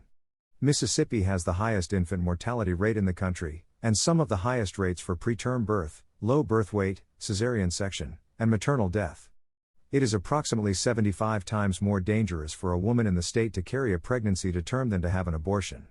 We do not say that every state is Mississippi, and we are sure some have made gains since Roe and Casey in providing support for women and children. But a state-by-state analysis by public health professionals shows that states with the most restrictive abortion policies also continue to invest the least in women's and children's health.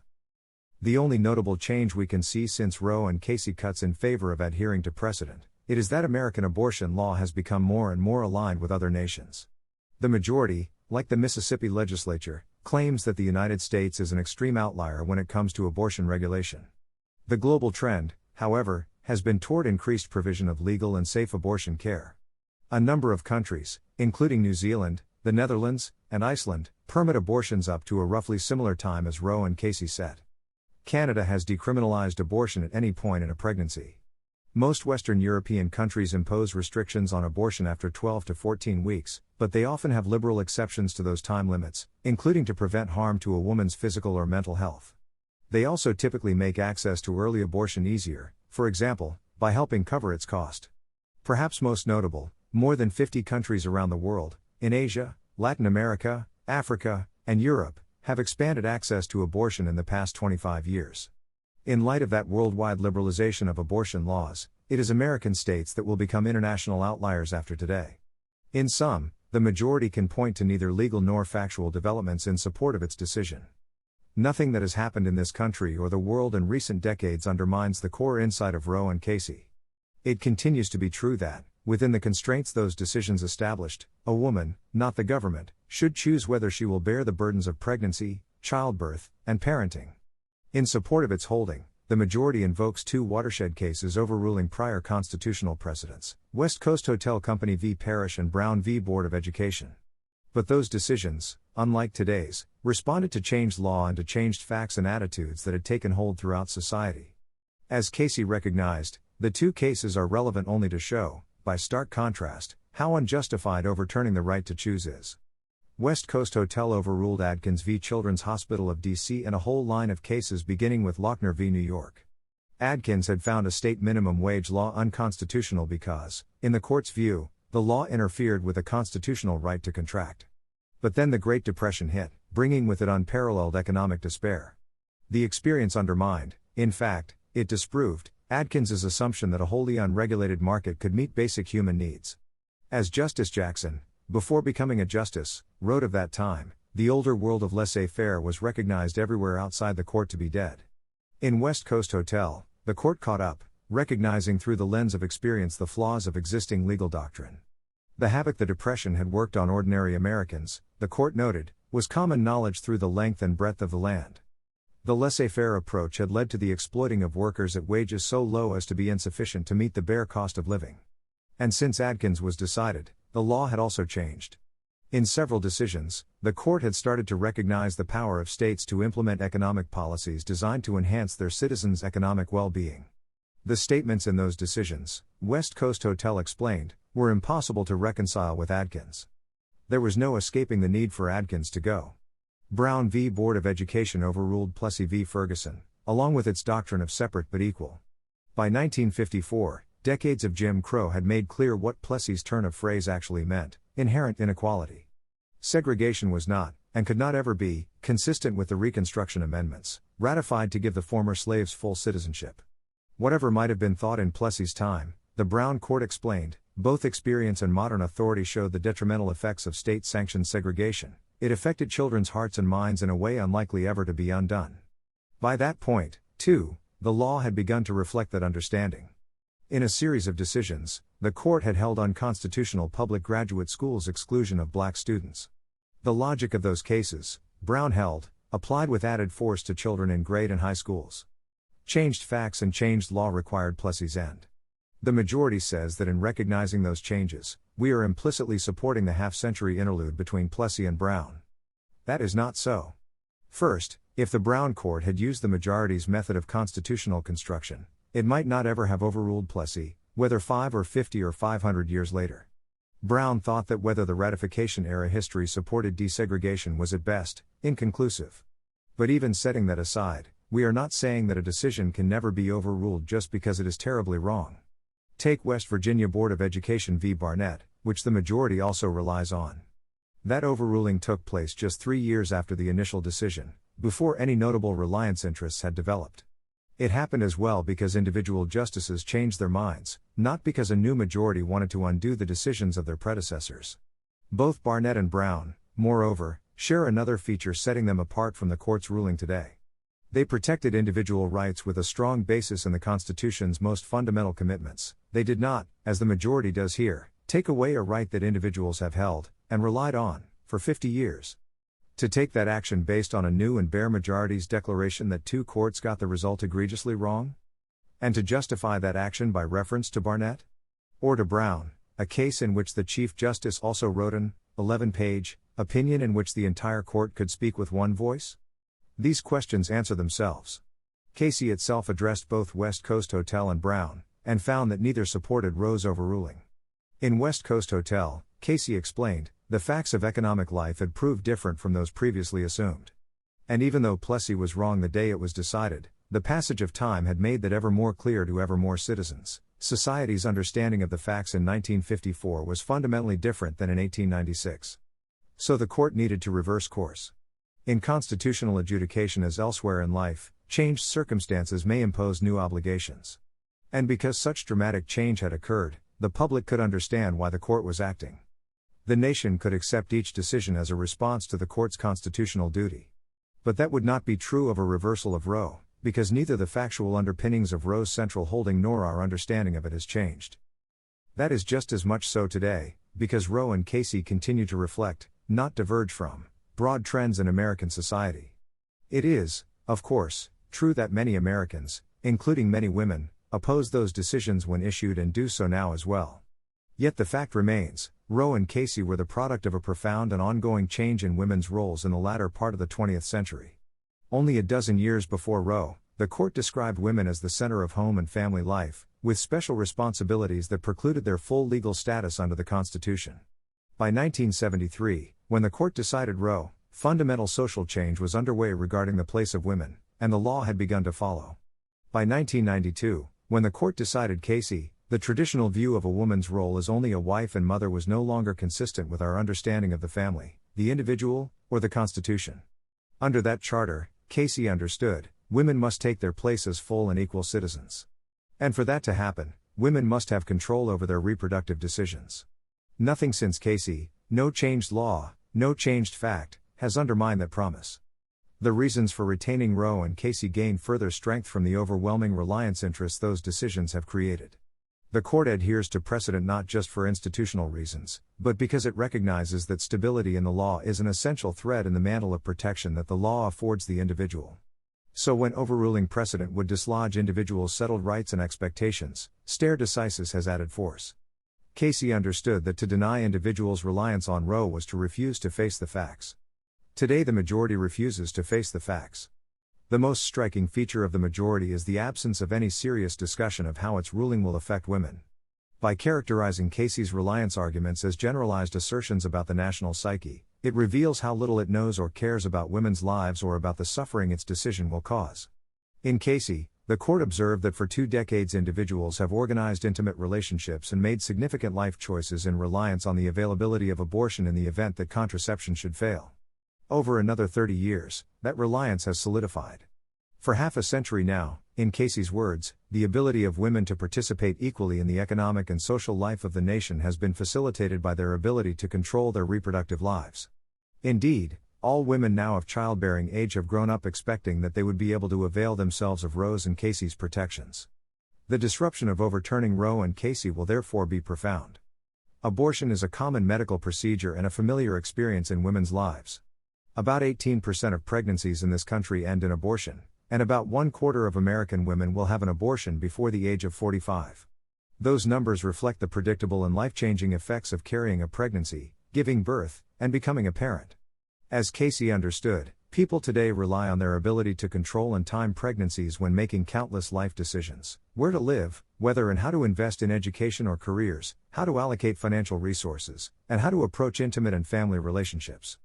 Women may count on abortion access for when contraception fails. They may count on abortion access for when contraception cannot be used, for example, if they were raped. They may count on abortion for when something changes in the midst of a pregnancy, whether it involves family or financial circumstances, unanticipated medical complications, or heartbreaking fetal diagnoses. Taking away the right to abortion, as the majority does today, destroys all those individual plans and expectations. In so doing, it diminishes women's opportunities to participate fully and equally in the nation's political, social, and economic life. The majority's response to these obvious points exists far from the reality American women actually live. The majority proclaims that reproductive planning could take virtually immediate account of any sudden restoration of state authority to ban abortions. The facts are, 45% of pregnancies in the United States are unplanned. Even the most effective contraceptives fail, and effective contraceptives are not universally accessible. Not all sexual activity is consensual, and not all contraceptive choices are made by the party who risks pregnancy. The Mississippi law at issue here, for example, has no exception for rape or incest, even for underage women. Finally, the majority ignores, as explained above, that some women decide to have an abortion because their circumstances change during a pregnancy. Human bodies care little for hopes and plans. Events can occur after conception, from unexpected medical risks to changes in family circumstances, which profoundly alter what it means to carry a pregnancy to term. In all these situations, women have expected that they will get to decide, perhaps in consultation with their families or doctors but free from state interference, whether to continue a pregnancy. For those who will now have to undergo that pregnancy, the loss of Roe and Casey could be disastrous. That is especially so for women without money. When we count the cost of Roe's repudiation on women who once relied on that decision, it is not hard to see where the greatest burden will fall. In states that bar abortion, women of means will still be able to travel to obtain the services they need. It is women who cannot afford to do so who will suffer most. These are the women most likely to seek abortion care in the first place. Women living below the federal poverty line experience unintended pregnancies at rates 5 times higher than higher income women do, and nearly half of women who seek abortion care live in households below the poverty line. Even with Roe's protection, these women face immense obstacles to raising the money needed to obtain abortion care early in their pregnancy. After today, in states where legal abortions are not available, they will lose any ability to obtain safe, legal abortion care. They will not have the money to make the trip necessary, or to obtain childcare for that time, or to take time off work. Many will endure the costs and risks of pregnancy and giving birth against their wishes. Others will turn in desperation to illegal and unsafe abortions. They may lose not just their freedom, but their lives. Finally, the expectation of reproductive control is integral to many women's identity and their place in the nation. That expectation helps define a woman as an equal citizen, with all the rights, privileges, and obligations that status entails. It reflects that she is an autonomous person, and that society and the law recognize her as such. Like many constitutional rights, the right to choose situates a woman in relationship to others and to the government. It helps define a sphere of freedom, in which a person has the capacity to make choices free of government control. As Casey recognized, the right orders her thinking as well as her living. Beyond any individual choice about residence, or education, or career, her whole life reflects the control and authority that the right grants. Withdrawing a woman's right to choose whether to continue a pregnancy does not mean that no choice is being made. It means that a majority of today's court has wrenched this choice from women and given it to the states. To allow a state to exert control over one of the most intimate and personal choices a woman may make is not only to affect the course of her life, monumental as those effects might be. It is to alter her views of herself and her understanding of her place in society as someone with the recognized dignity and authority to make these choices. Women have relied on Roe and Casey in this way for 50 years. Many have never known anything else. When Roe and Casey disappear, the loss of power, control, and dignity will be immense. The court's failure to perceive the whole swath of expectations Roe and Casey created reflects an impoverished view of reliance. According to the majority, a reliance interest must be very concrete, like those involving property or contract. While many of this court's cases addressing reliance have been in the commercial context, none holds that interests must be analogous to commercial ones to warrant stare decisis protection. This unprecedented assertion is, at bottom, a radical claim to power. By disclaiming any need to consider broad swaths of individuals' interests, the court arrogates to itself the authority to overrule established legal principles without even acknowledging the costs of its decisions for the individuals who live under the law, costs that this court's stare decisis doctrine instructs us to privilege when deciding whether to change course. The majority claims that the reliance interests women have in Roe and Casey are too intangible for the court to consider, even if it were inclined to do so. This is to ignore as judges what we know as men and women. The interests women have in Roe and Casey are perfectly, viscerally concrete. Countless women will now make different decisions about careers, education, relationships, and whether to try to become pregnant than they would have when Roe served as a backstop. Other women will carry pregnancies to term, with all the costs and risk of harm that involves, when they would previously have chosen to obtain an abortion. For millions of women, Roe and Casey have been critical in giving them control of their bodies and their lives. Closing our eyes to the suffering today's decision will impose will not make that suffering disappear. The majority cannot escape its obligation to count the costs of its decision by invoking the conflicting arguments of contending sides. Stare decisis requires that the court calculate the costs of a decision's repudiation on those who have relied on the decision, not on those who have disavowed it. More broadly, the majority's approach to reliance cannot be reconciled with our nation's understanding of constitutional rights. The majority's insistence on a concrete, economic showing would preclude a finding of reliance on a wide variety of decisions recognizing constitutional rights, such as the right to express opinions, or choose whom to marry, or decide how to educate children. The court, on the majority's logic, could transfer those choices to the state without having to consider a person's settled understanding that the law makes them hers. That must be wrong. All those rights, like the right to obtain an abortion, profoundly affect and, indeed, anchor individual lives. To recognize that people have relied on these rights is not to dabble in abstractions, but to acknowledge some of the most concrete and familiar aspects of human life and liberty. All those rights, like the one here, also have a societal dimension, because of the role constitutional liberties play in our structure of government. Rescinding an individual right in its entirety and conferring it on the state, an action the court takes today for the first time in history, affects all who have relied on our constitutional system of government and its structure of individual liberties protected from state oversight. Roe and Casey have of course aroused controversy and provoked disagreement. But the right those decisions conferred and reaffirmed is part of society's understanding of constitutional law and of how the court has defined the liberty and equality that women are entitled to claim. After today, young women will come of age with fewer rights than their mothers and grandmothers had. The majority accomplishes that result without so much as considering how women have relied on the right to choose or what it means to take that right away. The majority's refusal even to consider the life-altering consequences of reversing Roe and Casey is a stunning indictment of its decision. One last consideration counsels against the majority's ruling: the very controversy surrounding Roe and Casey. The majority accuses Casey of acting outside the bounds of the law to quell the conflict over abortion, of imposing an unprincipled settlement of the issue in an effort to end national division. But that is not what Casey did. As shown above, Casey applied traditional principles of stare decisis, which the majority today ignores, in reaffirming Roe. Casey carefully assessed changed circumstances, none, and reliance interests, profound. It considered every aspect of how Roe's framework operated. It adhered to the law in its analysis, and it reached the conclusion that the law required. True enough that Casey took notice of the national controversy about abortion, the court knew in 1992, as it did in 1973, that abortion was a divisive issue. But Casey's reason for acknowledging public conflict was the exact opposite of what the majority insinuates.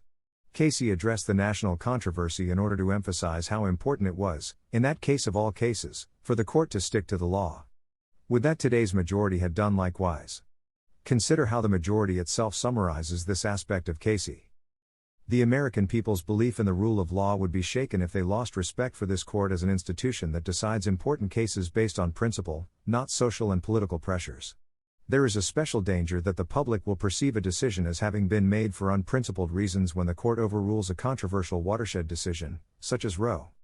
A decision overruling Roe would be perceived as having been made under fire and as a surrender to political pressure. That seems to us a good description. And it seems to us right. The majority responds, if we understand it correctly, well, yes, but we have to apply the law. To which Casey would have said, that is exactly the point. Here, more than anywhere, the court needs to apply the law, particularly the law of stare decisis.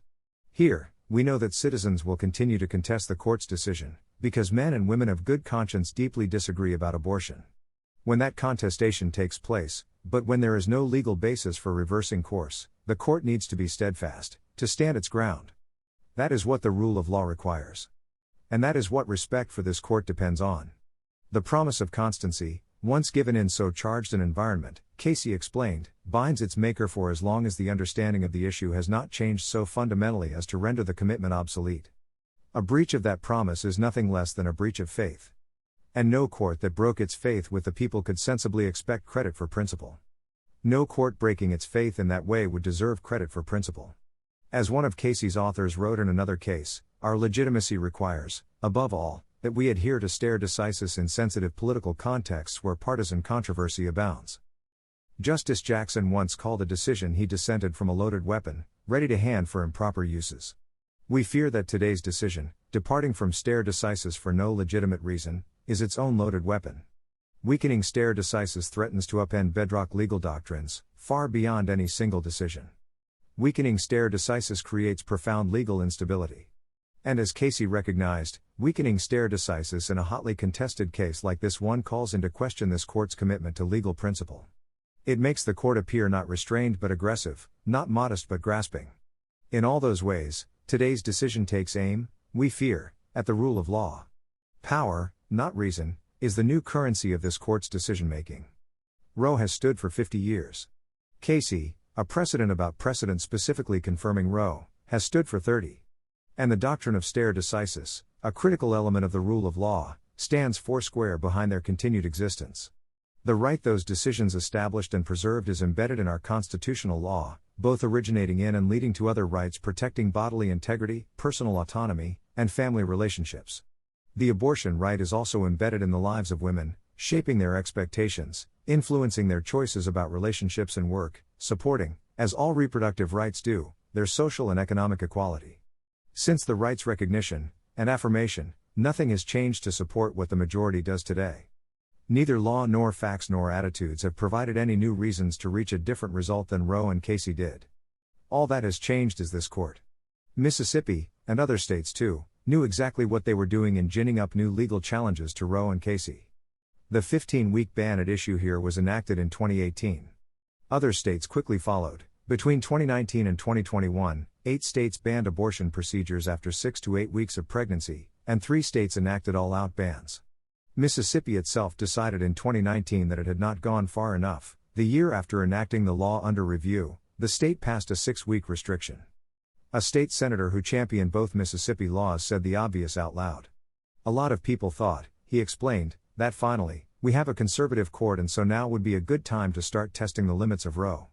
In its petition for certiorari, the state had exercised a smidgen of restraint. It had urged the court merely to roll back Roe and Casey, specifically assuring the court that the questions presented in this petition do not require the court to overturn those precedents. But as Mississippi grew ever more confident in its prospects, it resolved to go all in. It urged the court to overrule Roe and Casey. Nothing but everything would be enough. Earlier this term, this court signaled that Mississippi's stratagem would succeed. Texas was one of the fistful of states to have recently banned abortions after 6 weeks of pregnancy. It added to that flagrantly unconstitutional restriction an unprecedented scheme to evade judicial scrutiny. And 5 justices acceded to that cynical maneuver. They let Texas defy this court's constitutional rulings, nullifying Roe and Casey ahead of schedule in the nation's second-largest state. And now the other shoe drops, courtesy of that same 5-person majority. We believe that the Chief Justice's opinion is wrong too, but no one should think that there is not a large difference between upholding a 15-week ban on the grounds he does and allowing states to prohibit abortion from the time of conception. Now a new and bare majority of this court, acting at practically the first moment possible, overrules Roe and Casey. It converts a series of dissenting opinions expressing antipathy toward Roe and Casey into a decision greenlighting even total abortion bans. It eliminates a 50-year-old constitutional right that safeguards women's freedom and equal station.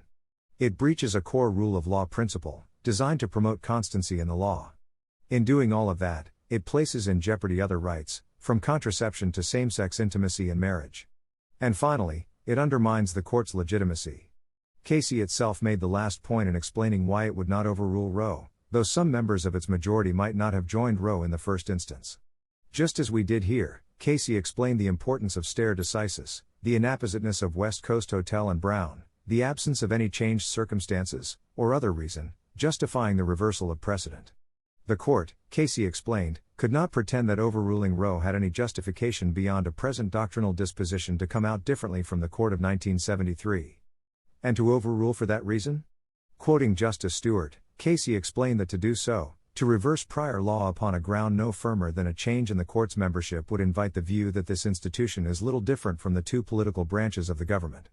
No view, Casey thought, could do more lasting injury to this court and to the system of law which it is our abiding mission to serve. For overruling Roe, Casey concluded, the court would pay a terrible price. The justices who wrote those words, O'Connor, Kennedy, and Souter, they were judges of wisdom. They would not have won any contests for the kind of ideological purity some court watchers want justices to deliver. But if there were awards for justices who left this court better than they found it? And who for that reason left this country better? And the rule of law stronger? Sign those justices up. They knew that the legitimacy of the court is earned over time. They also would have recognized that it can be destroyed much more quickly. They worked hard to avert that outcome in Casey. The American public, they thought, should never conclude that its constitutional protections hung by a thread, that a new majority, adhering to a new doctrinal school, could by dint of numbers alone expunge their rights. It is hard, no, it is impossible, to conclude that anything else has happened here. One of us once said that it is not often in the law that so few have so quickly changed so much. For all of us, in our time on this court, that has never been more true than today. In overruling Roe and Casey, this court betrays its guiding principles. With sorrow, for this court, but more, for the many millions of American women who have today lost a fundamental constitutional protection, we dissent. Thanks for listening. This podcast is not affiliated with the United States Supreme Court or its staff in any way. If you would like to support my efforts to make Supreme Court opinions available to the public, please go to the podcast's website. It's at anchor.fm/SCOTUS-opinions/support. Again, the website address is anchor.fm/SCOTUS-opinions/support. There you can also see other episodes and send a message to me, the podcast's creator. Thank you.